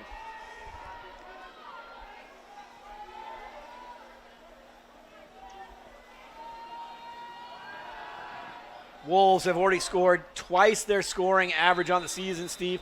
They put up they put up a total of 34 points in the 2 games. They've scored 35 here in the first half. Oaxaca with his reception there. That's his first of the day. And you could see Martinez looking into the flats, just everyone covered on that play. And I think that, Western Oregon is doing a good job of calling a tough game defensively, but they're also fairly certain they know when this Sul Ross team wants to pass, and they've got their number. I mean, they are really covering all receivers tightly on all of these plays, and Martinez just doesn't have room to breathe. Talking to some of the coaches, the room that was the healthiest in the building was the linebacking core for Western Oregon. But one of the things we have to talk about, Steve, offensive line play, and they basically say the jump from high school to college at any level is the most exponential level. It is that much harder to be a lineman at this level than it is at the high school level. Yeah, that's for sure. And again, 3 true freshman starters on the Sul Ross offensive line. They are getting into more of a rhythm as the game goes on, but it has been a shock to the system for sure so far this season for them. First down and 9 at the 9. Question of the day and the question of Sul Ross's season. When will they score, and will this be their first score of the season? Martinez in trouble. He's got a lot of room to run. Man in the back of the end zone. It is a touchdown for now, but there is a penalty flag in the backfield, Steve.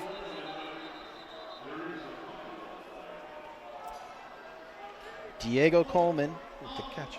Wow.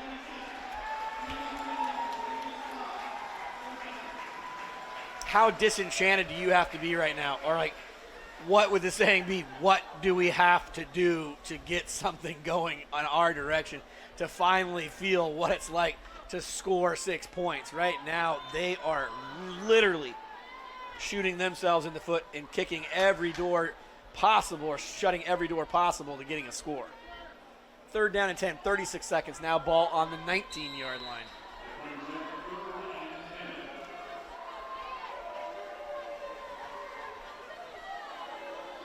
And this has been the bugaboo for this Sul Ross team the whole season.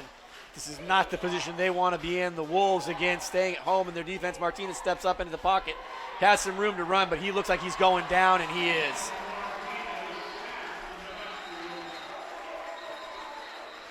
Now I got to ask you a question here. With 25 seconds, do we see Coach Hayes bring out his kicker? I would have to assume that we do. It looks like that's what they're doing. Jacob Franco will come out to kick. Have no idea about Franco's range, but again, with 27 seconds, Sul Ross can go in with some sort of, I wouldn't call it momentum, but some sort of relief if they're able to get this field goal attempt through.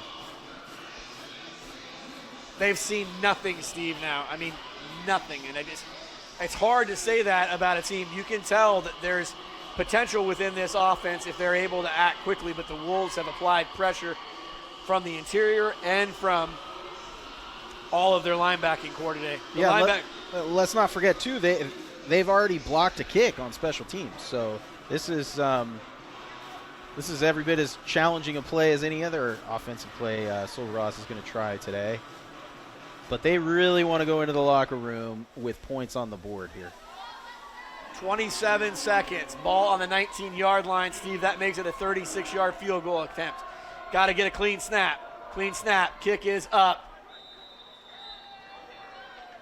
And the kick is good, and Sul Ross has ended the drought. 3 points, trailing 35-3. That, in some ways, has got to just be relief. Absolutely. They're going to head into halftime, be able to look at the scoreboard for the first time all year and not see a 0. 25 seconds remaining in a game that has been dominated by the Wolves. 38 total points, 35 of them scored by the Wolves, and the Wolves have scored in every possible way, passing the ball, running the ball, and on special teams. They have had a special performance offensively and as a group in this first half. They have given themselves the breathing room to have a second half where if they can get maybe a score, they can put this game pretty much to bed pretty early this afternoon. Yeah, and then you start being able to get creative and provide some experience for some of the younger players on the roster, which can be extraordinarily valuable later in the season. You don't know who's going to be able to play for whatever reasons, whether it be injury, whether it be academic, whether it be personal. Absolutely. Giving people some snaps in a game like this can be the difference between someone being prepared down the road or someone needing extra time to prepare once they finally do get into a game. Kick is back for Martinez Behar. He'll get a good blocking core up front, and he gets leveled as, imagine this, Steve. There's some laundry on the playing field. There will be another penalty. If I read this correctly, that was a 13-play, 44-yard drive. They had the ball for 3 minutes and 38 seconds, and it was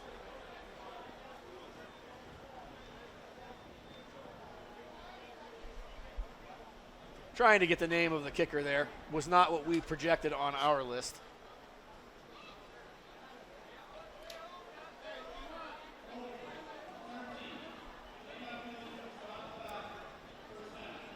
Holding on the Wolves, there'll be 19 seconds. I can't imagine Arn Ferguson doing much more, Steve, than just kneeling on this ball and going in, knowing that they're going to receive the ball to open up the second half.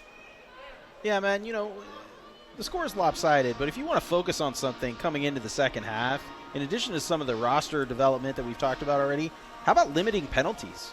I mean, this has been one thing after another. It seems like every other play we've got a penalty in this game. I think both head coaches are going to want to take a look in the mirror and try to tighten up on that. I'd be discouraged, and if I'm Arn Ferguson and I know anything about Arn Ferguson, they're going to get an earful. Quick play out to the outside. It is a clean play. Cody Hall gets it. I believe he gets first down yardage, gets out of bounds. That will move the chains.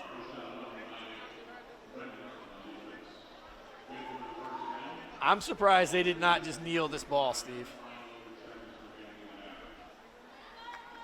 Cody Hall already has a touchdown in this first half. McCarty has not been asked to throw the ball much, and he may not be throwing the ball much in the second half. We'll see. Now getting his work in, and wow, nice play there. Maybe some miscommunication between Ricard and Hall, Steve. I think Tavion Hunter just blew up the play. Had a better read on it, like I said, hey, ran a better route than the receivers did. Yeah, exactly. he defeated a blocker and was able to put a hit on that receiver and break up the pass.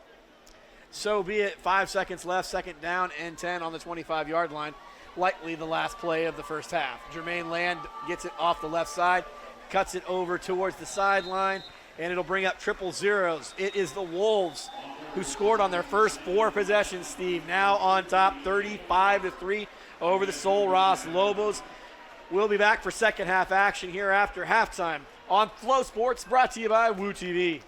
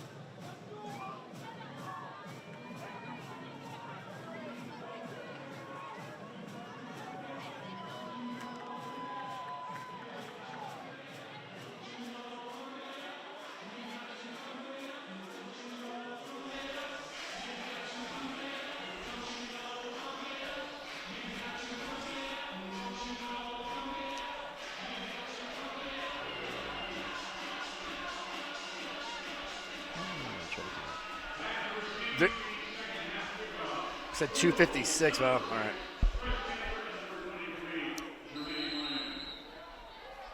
Welcome back to MacArthur Field. Matt Palumbo, Steve Sutton here on Flow Sports, brought to you by Woo TV. Wolves on top on the Lobos 35-3. It is going to be Sul Ross kicking off to Jermaine Land and Martinez Behar. Martinez Behar fumbles it at first or jumbles it. Now he gets it back. He'll run the ball out to the 25-yard line. Steve, when I thought about this game, looking at how they were coming in, obviously Sul Ross gets his final, or it's only 3 points at the very end of the half, and then the Wolves have only been able to manage 17 a game in their first 2 games, and to have the Wolves double that up just contrasts to how that has got to feel for both teams. Well, for Sul Ross, I mean, you're discouraged about the way the game started. You wanted to get out and show that you could build some momentum. That didn't happen. It's got to come as some relief that you got 3 points on the board. And if you're Western Oregon, you're right where you want to be. You know, Sul Ross, it comes out in a kind of what I call an umbrella zone. And what do you get out of this but extra yards after the catch? That is Cody Hall. And Cody Hall, you remember how he scored that touchdown. He's Houdini-like. He got out of trouble.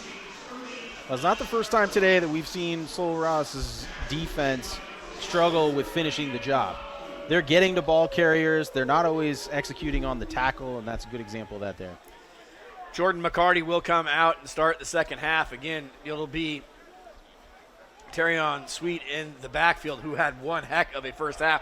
He'll get the run off the right side, looking for an angle, can't find it, cuts back against the grain, and he goes out, Steve, and picks up 7 or 8 yards on first down, and the Wolves are already in plus territory and knocking on Sul Ross's door. It's a great cut. We could see the running backs on Western Oregon's roster get pretty excited about this second half. They could have a chance to show what they're made of, as Western Oregon will likely run down the clock as they have the ball.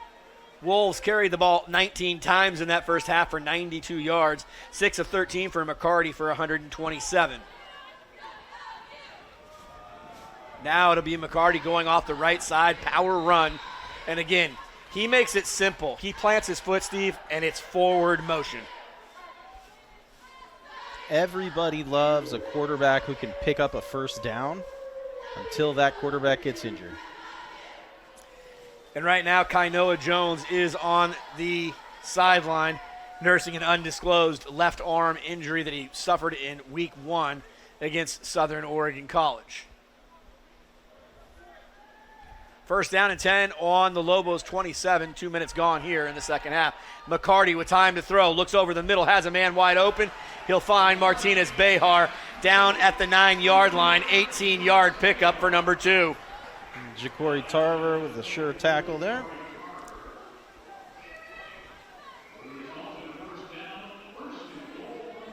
The Wolves in that first half, Steve, averaged 6.84 yards per play from scrimmage, and it was the Lobos at only 3, and they were anemic in that run offense 26 times for only 52 yards. That's exactly 2 yards per carry.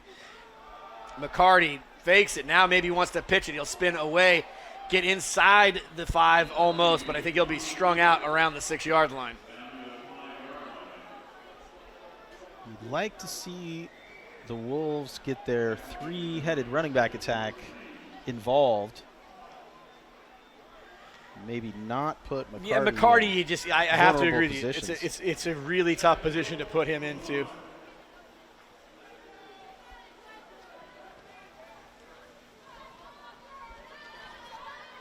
McCarty hands it off to Sweet. Sweet looking for his 3rd touchdown. Is it going to be the trifecta? Are we going to get a hat trick for Terrion Sweet?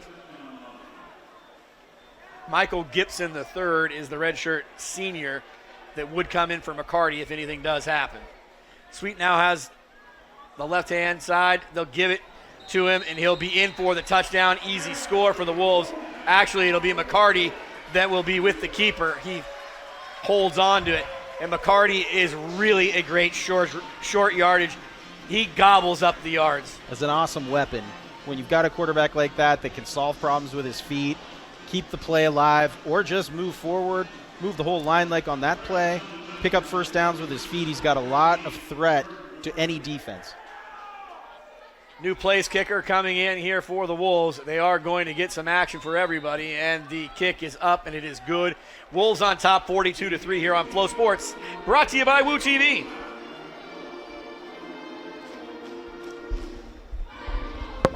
know what there wasn't on that particular set of downs? No penalties. Yeah. I would imagine that the referees might have had a conversation. Let's be judicious.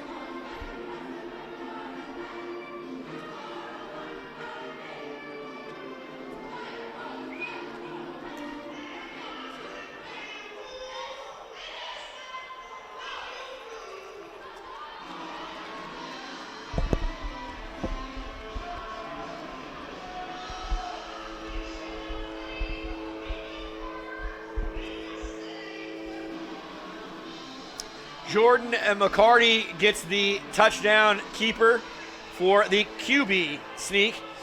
1 yard touchdown, it looked like, basically there for him. Steve, and McCarty has done everything you could ask from a quarterback right now that is becoming potentially the team's full-time starter, as, again, it is undisclosed how long Kainoa Jones will be out. He's had a good first half and starts the second half off as well as you could ask for. Babcock kicks it away. Deep kick going to go into the end zone. Lobos are going to bring it out 3 yards deep. And, wow, great special teams play by the Wolves as they go in, and they go in with a vengeance, but they are not able to stop the would-be runner before getting out towards the 30-yard line. Now the Lobos will come out, Steve, and it's a much different story about what it looks like for them in the second half. They did see some things early on in their first possession, Steve, that you wanted to talk about, where you think their success might come here in the second half. Well, they had a little bit of success running the ball outside the tackles. Changing pace on offense was something we saw them have success with. They would mix in some hurry-up offense with some very deliberate line of scrimmage play calling. We saw them move away from that as the first half moved on. It'll be interesting to see if they can bring any of those techniques back into focus.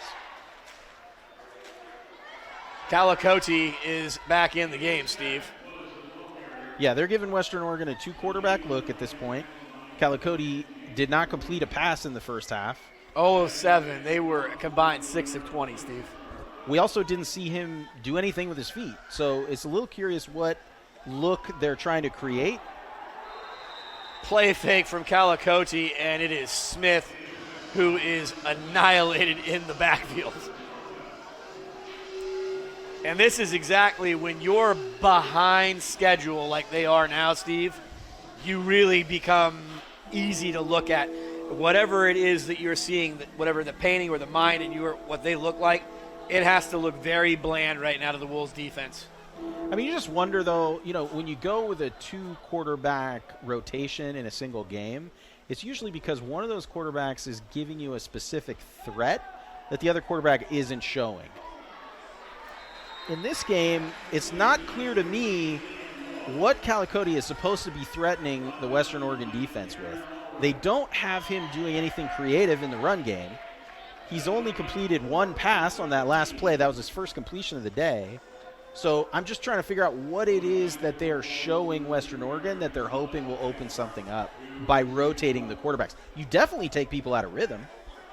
And so there are trade-offs when you do that. 7-yard reception for Lowe. They'll bring Martinez-Behar to the 35-yard line, as it will be the Lobos having to kick away, and they have been quite used to this because the Wolves' defense today has been punitive. They've already got a block punt that led to a score. And the Wolves are going to inherit, again, great field position, and Jordan McCarty can come out here, and I think he can pretty much put the punctuation statement on this game right now. I don't think there's any fear of a big comeback from Sul Ross, but I think you put any of that to bed with a score here on this drive. Certainly. 42-3. Still early in the third quarter. If they score again here, it'd be almost impossible for an opponent who hasn't been able to get anything going on offense to make this a game. Congratulations to the Oregon Ducks as they'll win the rivalry game, the 128th meeting, I believe, between the Ducks and the Beavers. As it's Workman off the right side, churning and burning. Yes, I made a cake reference. Come on, man. Where's your musical? Hey, he's not going the distance. Yeah. Sorry, guys. Been watching too much Ted Lasso lately. McCarty, the 1-yard rush on the previous set of downs. 7 plays, 75 yards, 3 minutes and 29 seconds.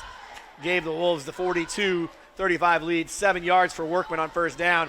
They'll give it right back to him. He'll go off the right side, but again, it's Workman-like. It is beautiful. It is run it where you know you can get positive yards, and if you're able to make somebody miss, maybe you hit a home run. Right now, the running backs in this entire offense are averaging nearly 8 yards per play. Yeah, I think if you're going to keep Jordan McCarty in the game, let's hand it off. They're having success. They've had success all day long. Early in the game especially, they were opening up huge running lanes. Let's hand the ball off and see what these 3 running backs can do. McCarty has done this play where he kind of whirling dervishes around, and he's able to get it down really nicely to Chris Taylor. I like that play too. They continue to move the pocket effectively with McCarty. He showed some great accuracy there, throwing across his body. It's a difficult pass, and it's nice to see that maturity from the junior quarterback. McCarty will have Workman in the backfield. Cyrus Taylor with that reception. He'll be on the top of your screen. Give it right back to Workman again, and he is I think he's just putting dents in the side of a wall is what it feels like when he runs. It just is very much an authoritative running style that is predicated, find your blocker, get behind him, let them do the work, and just keep your legs moving. Offensive line doing a great job on this drive, sustaining running lanes for Workman. Castaneda there on the left side, the tackle. Senior and an integral part and a captain of this offensive line. McCarty now changing the play. 10 seconds left on the play clock. McCarty back in the shotgun with a fullback. Hand it off. Workman goes off the left side. He stood up. And, Steve, that's one thing you don't really want to see him do. If that's anything I could critique, and I am definitely cutting the hairs right now on that, is maybe he ran a little too upright. Want to get your center of gravity low. Absolutely. Legs churning, center of gravity low. That's how you get through that running machine with the arms that stick out. It's so difficult. I hated that thing, Steve. Jermaine Land back in there, and now you can tell the Wolves are getting very deliberate, Steve, about how much time they are taking off of each play. They are certainly now working on basics and fundamentals for their move forward, as it is Terrion Sweet having himself a really nice football game, Steve. Can you believe it? There was a blocked field goal. He ran it in. He has a 15-yard plus touchdown out of the backfield, and then you see him there as the relief valve to move the chains. Absolutely. He's shown a lot of versatility today, a lot of athleticism. And it's funny that I said that I wanted to see Jermaine Land out of the backfield, and what we've seen is Terrion Sweet really be that link to basically what that is to have a passing game coming out of the backfield. As they send him in motion, maybe looking at the wheel route. Now McCarty, lots of room to run if he can get the corner. He's wrapped up and taken down, but not before he picks up 4 yards. I think you're really seeing Western Oregon just kind of manifest modern ground game in the game of football. We see in high-level football, very few teams have this bell cow concept where they're feeding the same running back over and over again throughout an entire game. You've got 2, sometimes 3 running backs who are all important, integral parts of the overall running game, and we've seen Western Oregon have success with that model here. McCarty hands it off to Sweet. Sweet hits the corner, and he's looking for his 3rd touchdown. He is looking for a hat trick, Steve, and I have to think right now they are going to reward number 19 with that opportunity.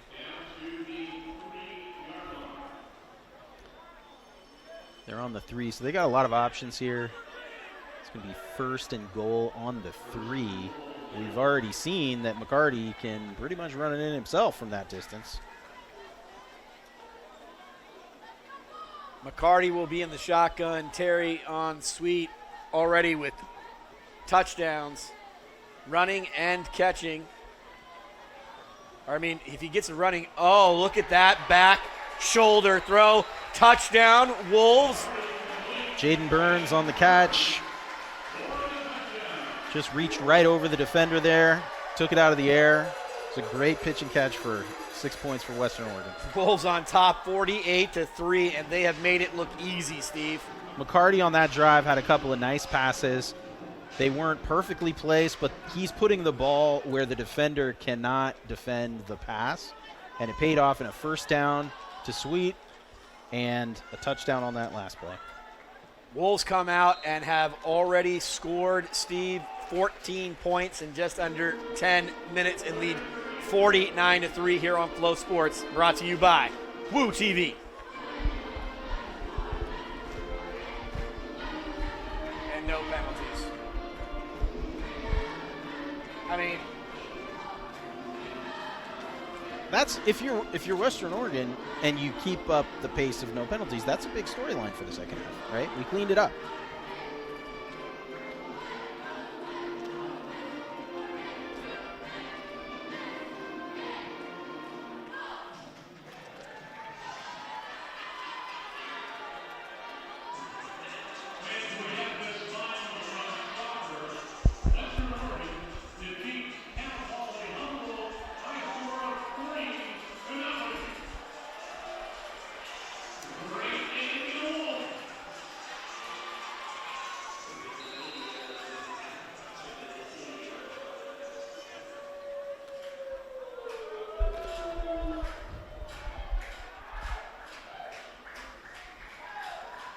Wolves football right now on full display offensively. 7 touchdowns and have only had to kick the ball away today 3 times. So 7 out of their 10 possessions have ended in touchdowns and extra points, Steve.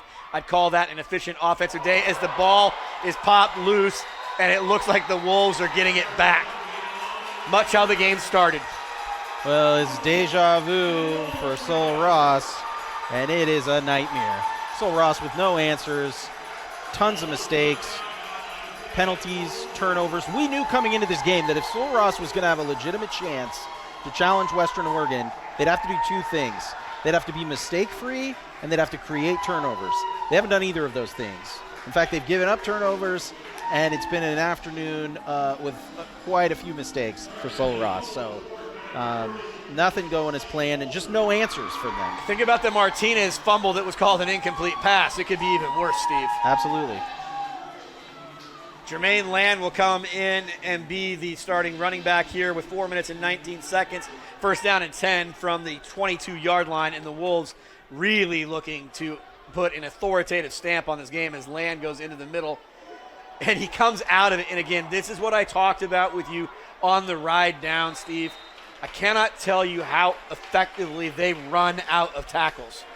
It was a great job of initiating contact at the line of scrimmage there, being turned around actually, and finding a way to bounce outside, stay on your feet, and turns it into a 5 or 6 yard pickup there. It was just a great run.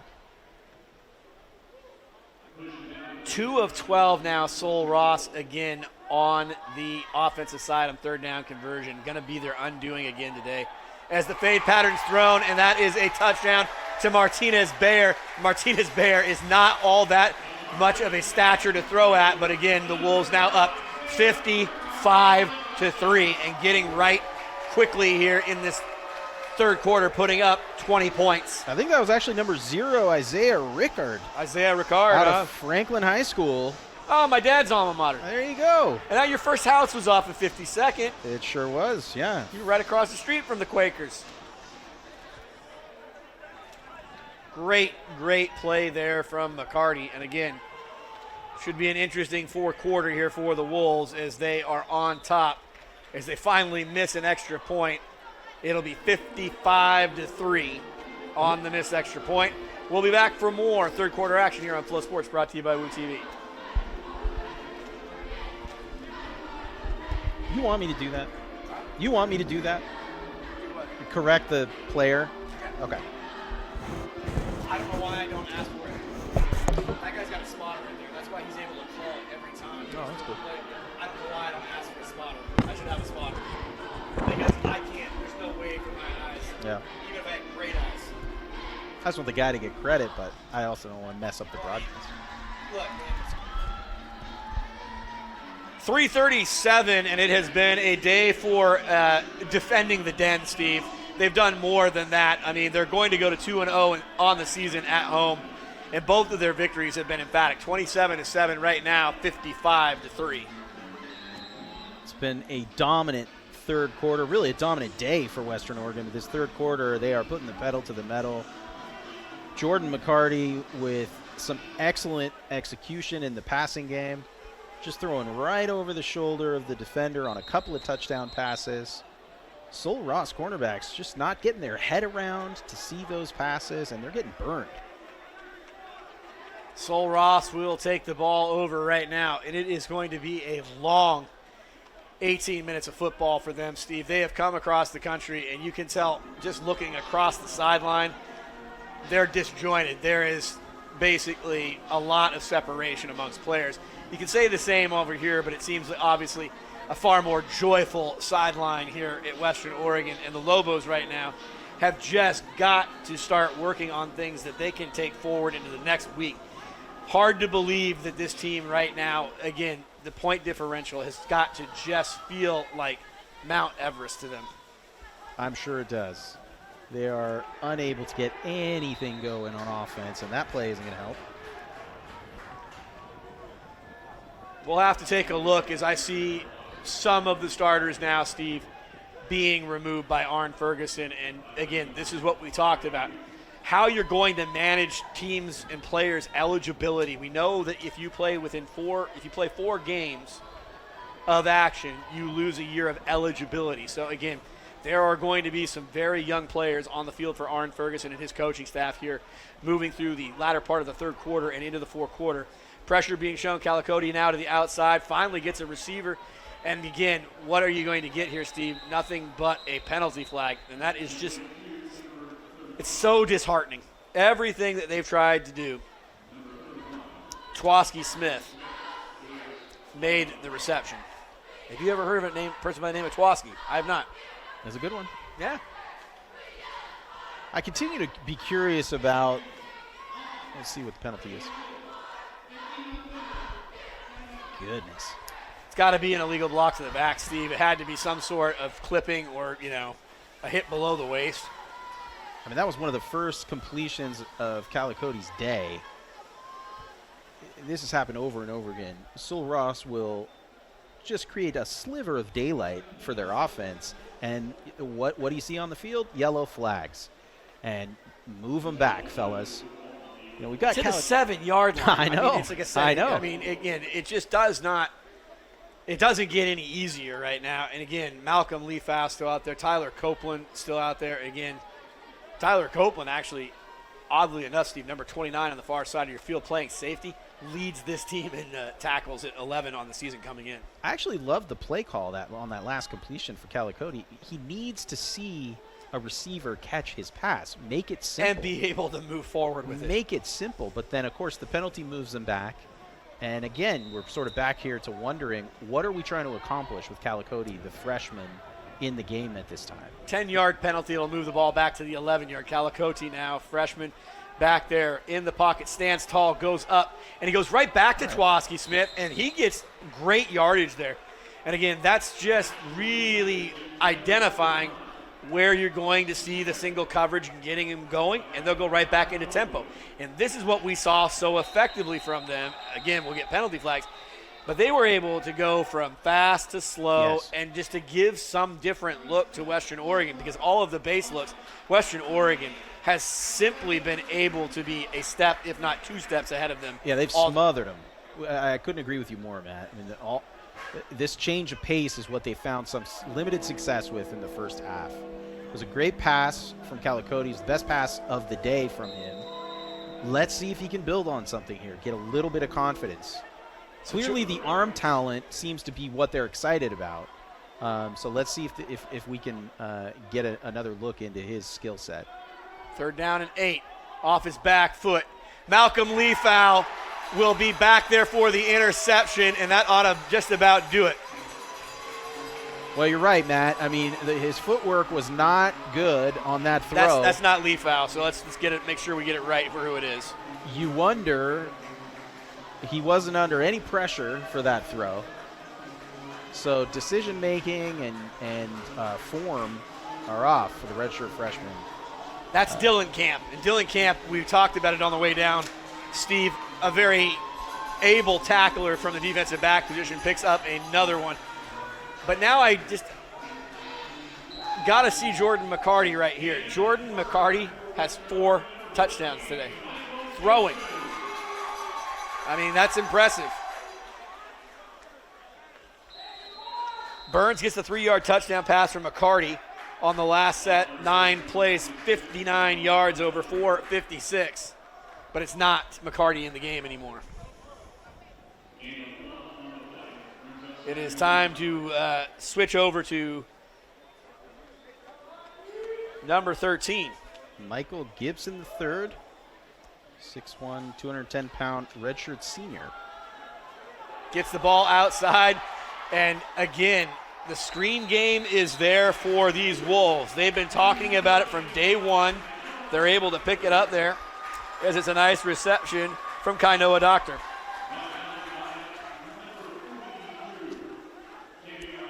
Nice to see some of these veteran players who are seniors on the roster, but for whatever reason, not necessarily starting the day, not getting a ton of playing time, but they're getting in there now and they're showing what they can do.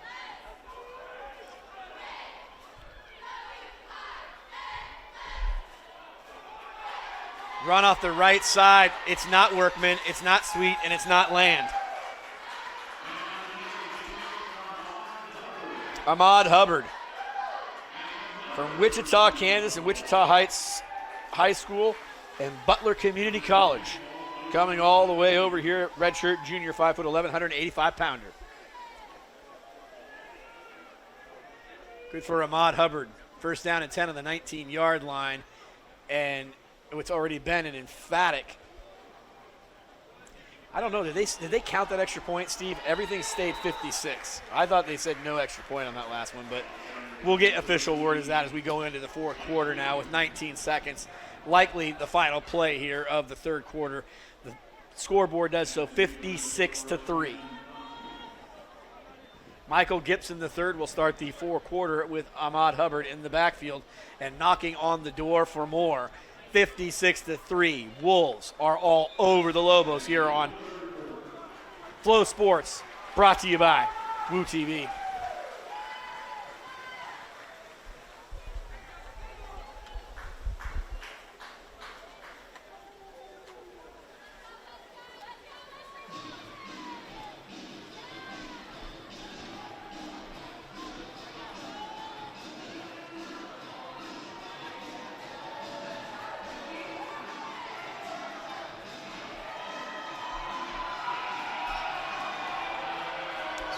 Throw. Not really. Welcome back to MacArthur Field. Start of the fourth quarter, 56-3. The Wolves are all over the Lobos. The Lobos putting their first 3 points on the board behind a field goal. Steve, unbelievably, the Wolves now are 6 of 7 in the red zone today. Highly effective when given the opportunity. And obviously, Jordan McCarty, possibly one of the best days he's had as a quarterback in his history here at Western Oregon. Statistically, it is going to look like a very good day for him.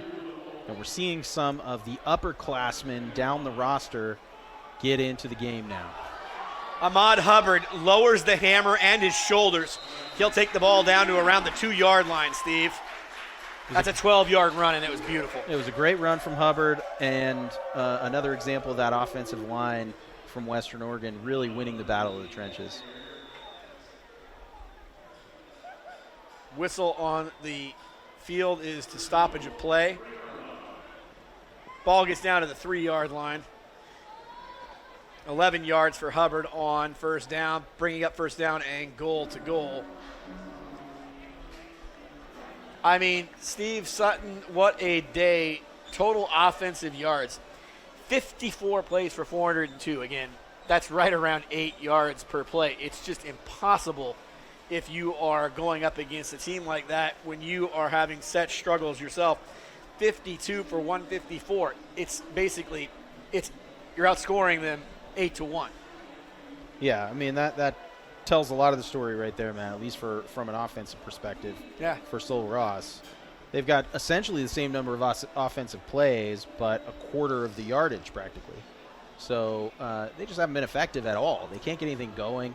They're shuffling quarterbacks in and out of the game. Don't seem to have a coherent plan on offense. Anything that they could build on or see progression with. And confidence becomes an issue at this point, right?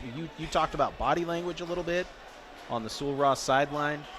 Confidence and demoralization can set in for a team. I hope that's not happening for Sul Ross. We don't actually see a lot of evidence of that, but it's certainly a threat when you're racking up scores like this week after week. How nice was it for the Wolves also to go through that third quarter, Steve? No penalty yards. Huge. That was really something that they needed to clean up from the first half, and so far this half they have. So that's a win. There's Ahmad Hubbard, going to give it the second effort. Tried to lean back. Wearing number 26, think of Saquon Barkley. Couldn't quite get the leap over anybody, but I just have a feeling Ahmad Hubbard is going to find a way to get into the end zone and get himself 6 points. Yeah, they'll keep knocking. And we worried about the communication for Sul Ross's offensive line today. Got to give kudos to Western Oregon's offensive line as they, again, have been able to be so productive. Nice. Going in backwards, it'll be Ahmad Hubbard for the touchdown. 62-3. Yeah, just as you were talking about it, Matt, we saw some great blocking from offensive guard number 62 there. That really opened up the opportunity for Hubbard to score that touchdown. Great execution on the goal line for Western Oregon. So, Steve, I've been doing this about 14 years. I have never seen a team go up by 60 points. If this extra point is getting, it's dead quiet here. The extra point is good. 63-3. 14 minutes remaining in the fourth quarter. We'll be right back here on Flow Sports, brought to you by Woo TV.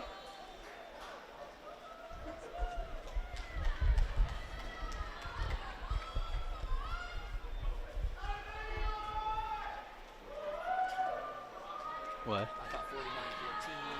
Yeah, I mean, what would it look like if they were playing a high school team?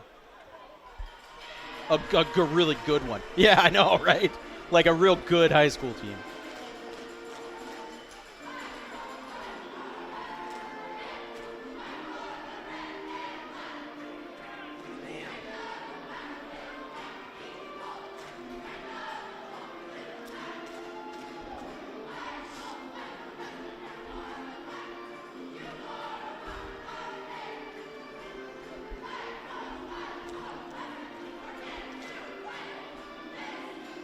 Well, I think I can turn my page to next week.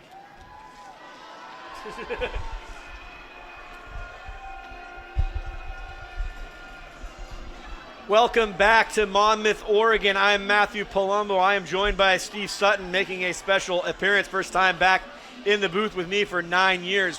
One of the great games we called. We relived it with Paul Revitz today. That wonderful 25-16 victory over the University of North Alabama, the number 6 team in the country, and at that time was the winningest program in the state of Alabama, even more than Nick Saban's team, which is amazing. That was a heck of a day for Western Oregon Oh, football. Steve, we got to see the fake the fake field goal, the trickeration. We got to see Andy Avgi.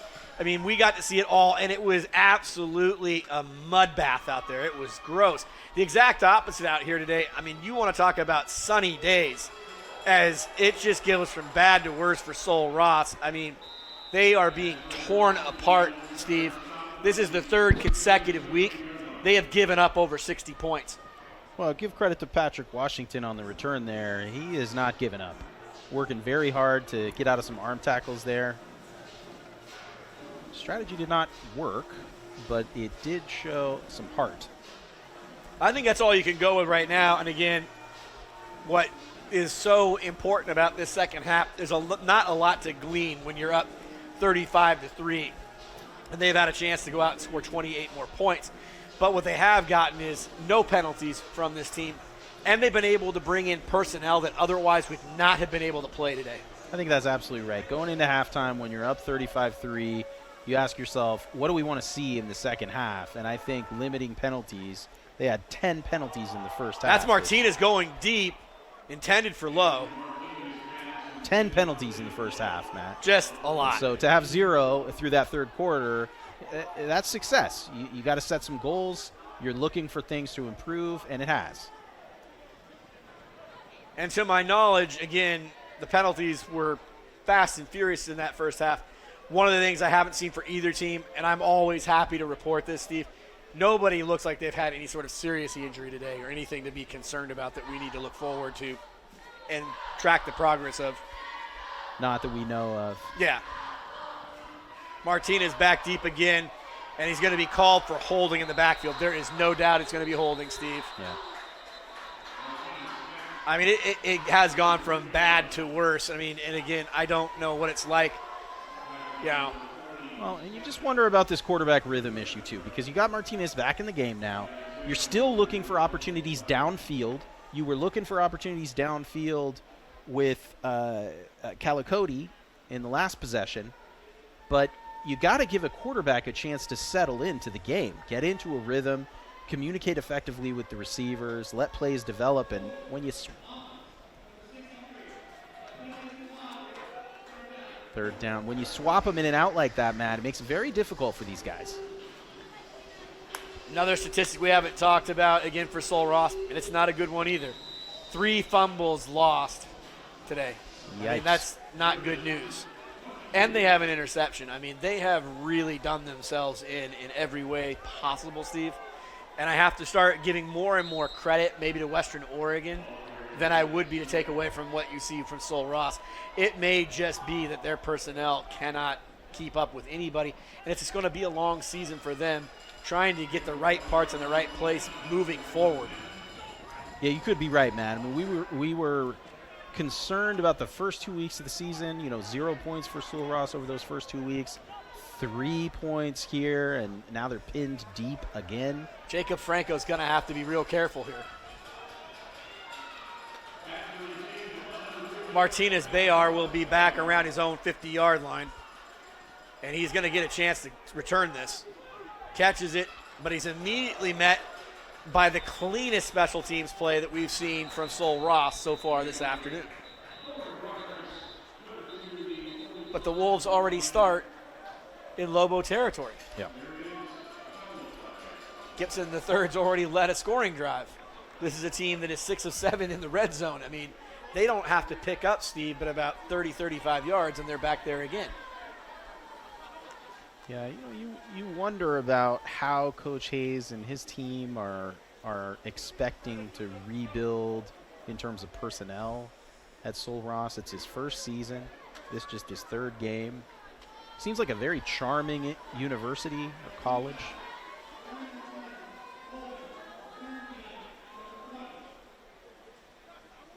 Holding going to be called on the Wolves. It will back it up. Wow. Yeah. So the offset and the ball will still remain in Sul Ross territory.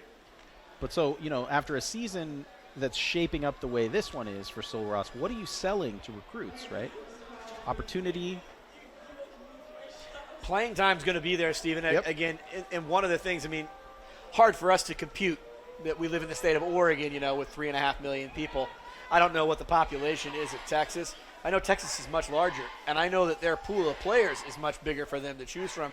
The good news is that Coach Hayes has a rich history within the state of Texas that hopefully, he only took that job over less than, I believe, 8 or 9 months ago, Steve. Yeah. So, he's got a lot of work cut out for him. And today, and over the first 2 weeks of the season, this has not been a very good showing. But that could just be a declaration, for him to say, hey, the resources are here, but we're going to have to really address what it is that's going to make us competitive moving forward. It's the third game of the year for them. They wanted to show progress, even against a tough team like Western Oregon. they are not accomplishing that today. They're even though we've got 3 points on the board, I don't think they're going to define this game as showing the kind of progress they were hoping for. In the coming weeks, they're going to want to find something to build on. I've been saying it all day. How do we just stack one foot in front of the other, Matt? Right? They've got to find a way to show themselves some sort of discernible progress. Well, the Wolves, with their 63 points, coupled with their 37 points a year ago, Steve, have now put 100 points in the last 2 games. That's 50, if I do my math correctly, and they've only given up 22. Actually, not 22, 20. I mean, that's tough. 50-10, basically is the game these last 2 years. And again, when you do all the combined statistics, again, Sul Ross's whole thing right now is have to play through all of this, and you've got to play 60 minutes because there are just going to be days like this. They are going up against opponents right now that just have far more firepower than they do.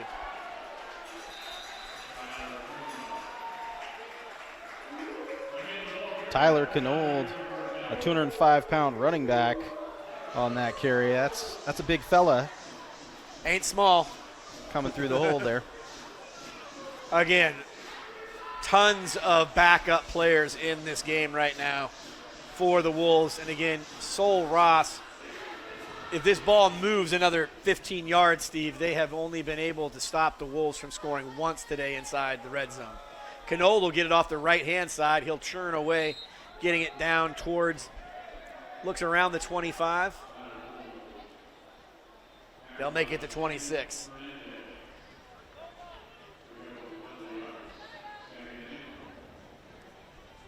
Second down and 8, ball placed on the 31-yard line. Knoll, a freshman, so getting him some reps. Absolutely.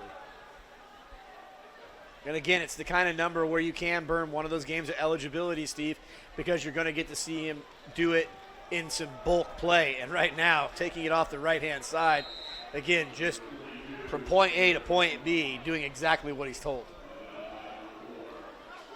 Well, and Knoll is just the kind of running back you want for this time and chapter of a game. You are looking to keep the ball on the ground, make things painful for the defensive front, and just sort of pound the ball. Knoll looks well suited to do that. Gibson, the third, will set a man in motion, tie it in, switches sides. Strong side will be the right side. Knoll goes right up the middle on 3rd and 2, and that is enough for a first down. And that is 3 effective runs. And again, what great practice and game practice. More than that, Steve. Dempsey Spears on the stop there, a sophomore linebacker for Sul Ross. He looks like he came up with an injured hand, wrist, or arm. Hate to see that collision with Knoll that'll cause those kind of problems. Those bang-bang plays where you get your hand in there, sometimes it gets trapped. First down and 10, ball on the 17-yard line. Wolves, again, are in the red zone as Amon Hubbard has the ball off of the left side. And again, what is it about these running backs, Steve? They do not go down on first look. Yeah, they're overpowering the Lobos defense here. You see excellent balance, excellent vision for these running backs as a group. And we've now seen, I think, 5 ball carriers out of the backfield for Western Oregon today, all of them showing success after initial contact. 7 have run the ball. That's including 2 quarterbacks. So 5 running backs, 2. Timeout going to be called 9:06. We'll keep it here. 63-3. Again, the one statistic that was just so misleading. Now look at this, Steve, and just how much has changed in the game. But 11 first downs for the Lobos in the first half. 11 first downs for the Wolves. You talked about the disparity in yardage, and we spoke about that. Want to know what the total is in the second half? Love to. 11-0. 22 first downs for this Wolves offense, and they have not given up a first down in the second half. They basically told me to a man out there they were going to be very disappointed if they let any points score Since they scored those 3 points, there has been no first downs. That's awesome. It's dominance. I mean, I'm just sitting here and I'm trying to compute it, you know. I mean, you try to kind of track the game and trends within the game, and that is a encouraging sign for this offense today that has really just taken control of this game both ways. They'll be next week, they'll be down in Canyon, Texas at Rain Schaefer Buffalo Stadium taking on West Texas A&M. So the good news here, Steve, at the 8:45 mark of the fourth quarter in a 63-3 game is you will start off 1-0 against a team that was finished last. You're picked to finish middle of the pack, but at least you're starting off conference play 1-0. Sure. Winning the games you're supposed to win. Nothing like that. There goes Amon Hubbard straight up the middle, and man, almost looked like a pinball, didn't he? Just rolling through there. Pinball's a game of gravity, so is running. Hubbard's got a great lean on that play. Talk to me what you mean about that lean. You're meaning it's like, hey, if he's more upright, he's a bigger target, or is it, you know, it gives him leverage? What does that mean? He's anticipating contact in the lower half of his body as he crosses the line of scrimmage there, and he's leaning forward with his head and shoulders out in front of his waist, and that puts his entire center of gravity forward so that when he does go down, he's picking up that extra couple of yards. And there goes Amon Hubbard just carrying men on his back. I mean, just been a stud, been a workhorse. I believe that's his 9th carry now of this game. And again, these are showcase opportunities. Now what you see on the practice field gets to come to fruition in game type situations. Absolutely. And you've got the entire roster getting reps here, getting experience, being ready for later in the season when they could be needed due to injury at any time. You're also getting a huge running back group, lots of valuable experience here. Yeah. They all look a little bit different, you know. They really do. No signal for touchdown yet. It should bring up 3rd down and 1. Western Oregon has just decided to go straight up the middle on this Lobos defense. I think that seems to me to be the 5th or 6th play in a row where they're just jamming it right over the interior line. Hubbard already has 1 touchdown, and he's looking for 2, and frankly, I think he's earned it, Steve. Look for him to run over the left or the right guard side here real quick. He missed it. Now it's going to be Gibson the 3rd, tracked down from behind, and I think we might actually get to see our first field goal attempt here, Steve. That was Roy Lockey the 3rd, a freshman from Spanaway, Washington. Not sure if that was miscommunication. He was in at running back, replacing Hubbard, and that play did not go as planned. Logan South will come in to kick the field goal. They're spotting the ball around the 16-yard line. Steve, I got that about a 26-yard field goal attempt here for South. Clock continues to roll now, under 6 minutes remaining in the fourth quarter. The kick is up, and the kick is good. 66-3. Wolves get their first field goal, and they score inside the red zone for the 7th time in 8 attempts. We'll be back for more fourth quarter action here on Flow Sports, brought to you by Woo TV. That was a win for Sul Ross. Kept them out of the end zone on that. They kept them out of the end zone on that. That was good. If I was their coach, I'd be.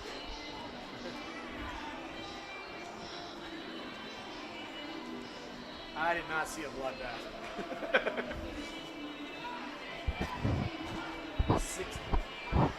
What is it? 64 and a half. I mean, you have to get 63, 66, and 66. Oh, dude.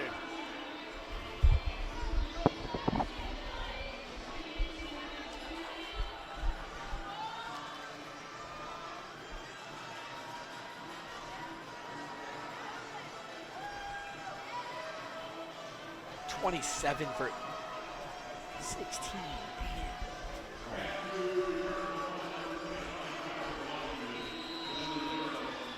Welcome back to MacArthur Field for the final 5:57 in a 66-3 game.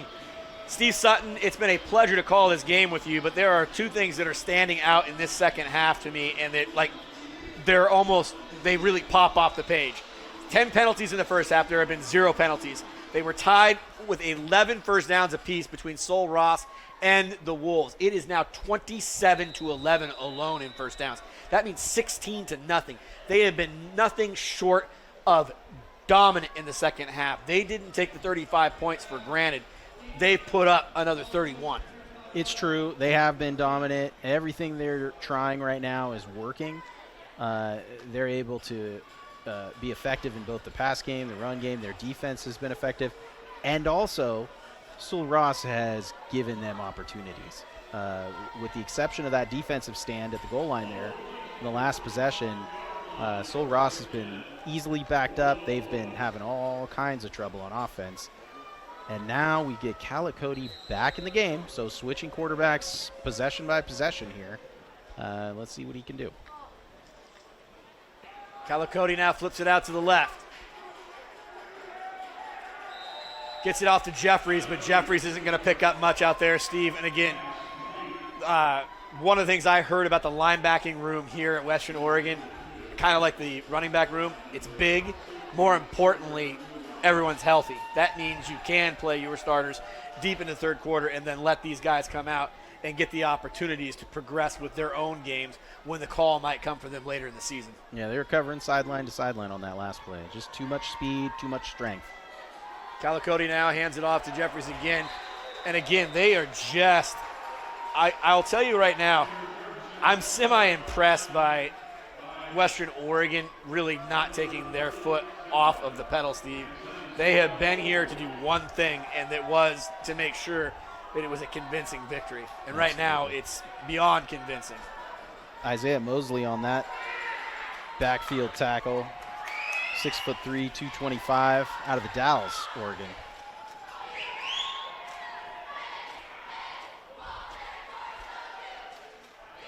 Calicote now.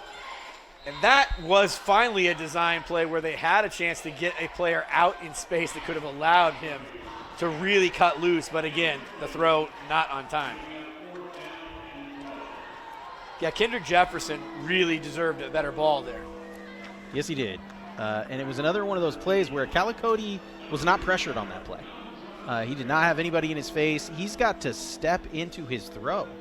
You said it earlier in the game. He's throwing off of his back foot. I'm not sure, what's giving him kind of concern on that throw to line it up that way. But you can see it's going to cause accuracy problems, and it certainly did on that play. Franco kicks it away. Martinez-Bear, great shimmy shake. Now looking at the sideline. He's at the 40. He's at the 30. One man to beat. He will go all the way. Touchdown, Wolves! Beautiful setup by that shimmy shake from Martinez-Bear all the way back into the end zone.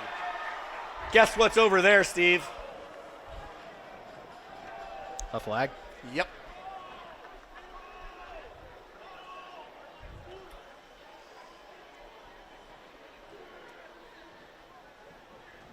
That'll suck the air right out of the room pretty quickly.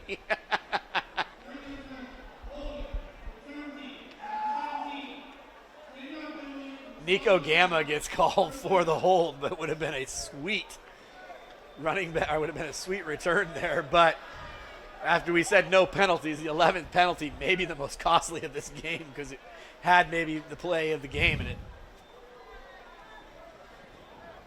It's hard to say this ever, Steve, if I could say the play of the game was kickoff. I mean, I think it set the entire tone. The fact that the fumble occurred and that they were able to take it over and just get on the board so quickly, I mean. There's no question. I mean, you come into a game like this, you haven't scored a point all season. You're just hoping that stuff might work today, right? Let's receive the ball. Let's get off to a start. Let's show ourselves that we can do something. Maybe today will be different. Fumble. Yeah, it's a very deflating start to the game for Sul Ross, and they haven't recovered. Looks like they got Workman back in the game. No, not Workman at all, Steve. Now they really are. They've gone. We've gone deep, Steve. Roy Lockley III. Spanaway, Washington, and Bethel High School. Tyler Canold came limping off to the sidelines on that play. He's stretching out on the sideline. 3 minutes and 52 seconds now remaining. 2nd down and 7. Ball on the Wolves' 43-yard line in a commanding 63-point lead, 66-3.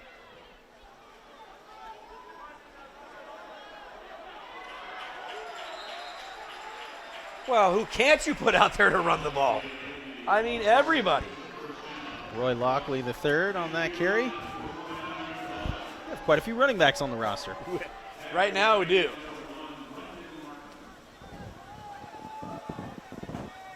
Jermaine Land got the scoring started today with a 6-yard rushing touchdown on a 5-play, 19-yard drive, 54 seconds into the game, and the Wolves have not looked back after recovering the opening kickoff and the fumble by the Lobos. As we approach 3 minutes remaining in the game.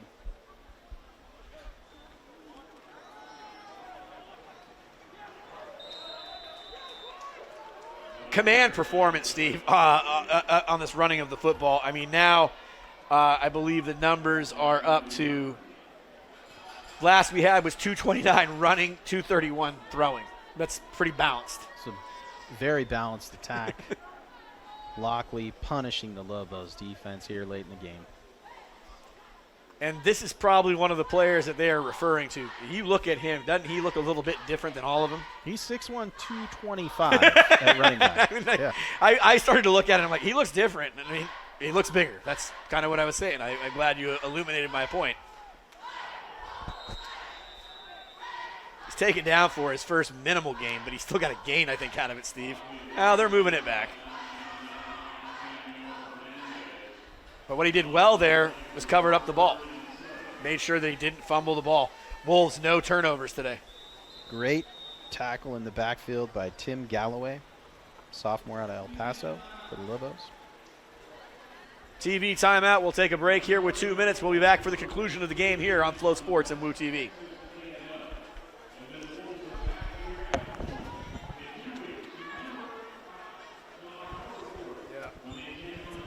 It's amazing.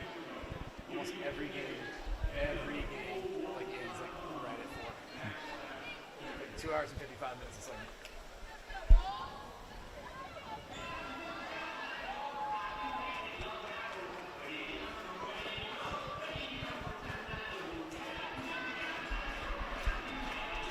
Oh, not my favorite song.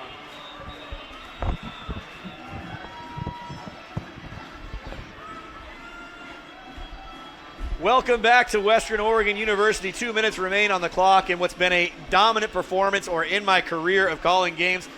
I know alongside Steve Sutton, we've called about 10 or 11 games together now, but this is clearly the most dominant, 66-3, and it really doesn't feel that close at all. Gibson the third will hand it off to Lockley the third. We got two the thirds in there, Steve. So we have 2/3 in there. Play around with it a little bit. Wolves now be at 4th and 7. They'll bring out Babcock to kick it away. Well, Steve, look forward into the future, into your magic ball, basically, there, about what the Wolves want to take out of this week. I think one of the things that they can really celebrate following this game is the balance they've had on their offensive attack. And it's tough to tell with this Lobos offense what they can learn on the defensive side of the ball, but you can absolutely be happy about the fact that you've called a balanced attack on offense, and you've had success in all phases of the game. You've had great special team success, got defensive takeaways rather, and you've had a really balanced attack on offense, got a lot of people involved, seen some very solid quarterback play. So there's a lot to be happy about if you're Western Oregon, and a lot to build on, despite the fact that your opponent may not have put the sharpest challenges before you. I mean, I guess basically if the shoe fits, Sul Ross had to go through the tough travel. Any trip for Western Oregon to get down to Texas is a tough trip. They're going to have to go do it next week when they go down and they play in Texas, and they do that multiple times throughout the season, Steve. Yeah, it's a strange thing to be in the Lone Star Conference and be up here in the upper left, and you got to go straight to the middle of the country. Sure. It's a long trip. Under 45 seconds to go. Steve, if you were going to give somebody a player of the game, who would you give it to today? Oh, I think that my player of the game would probably be Jordan McCarty. I think he's had a heck of a game. I like Jordan McCarty. I'll tell you who I think I might give it to, though. I might give it to Cody Hall. I just liked the improvisation. I liked the tenacity to get after it and to try to score as there's 15 seconds remaining. Really, the big wrap-up here, Steve, is it finally became official. 8 of 8 inside the red zone. The Wolves scored today, and that is a recipe for success and how to win. McCarty, 12 of 18 on the afternoon, 220 yards, 4 touchdowns, and he did not have to play in the fourth quarter. Absolutely dominant performance. Well, on behalf of Steve Sutton, I'm Matt Palumbo. I don't think there's much to say other than look at the scoreboard with triple zeros. It is a dominant and one of the most dominant wins in Western Oregon Wolves football history. 66-3 over the Sul Ross Lobos. On behalf of everybody at Woo TV, want to thank Flow Sports for helping us bring this game to you, and Woo TV for producing it, a student-run student organization here at Western Oregon. And Deb Rizell, if you're out there, and I'm not going to see you again, it's been a pleasure and an honor over the years to work for you. You've taught me so much, and I will miss you, and so will everybody here at Woo TV. I'm Matt Palumbo, and on behalf of Steve Sutton, everybody have a great day wherever you may be. Be well, stay kind, and spread love.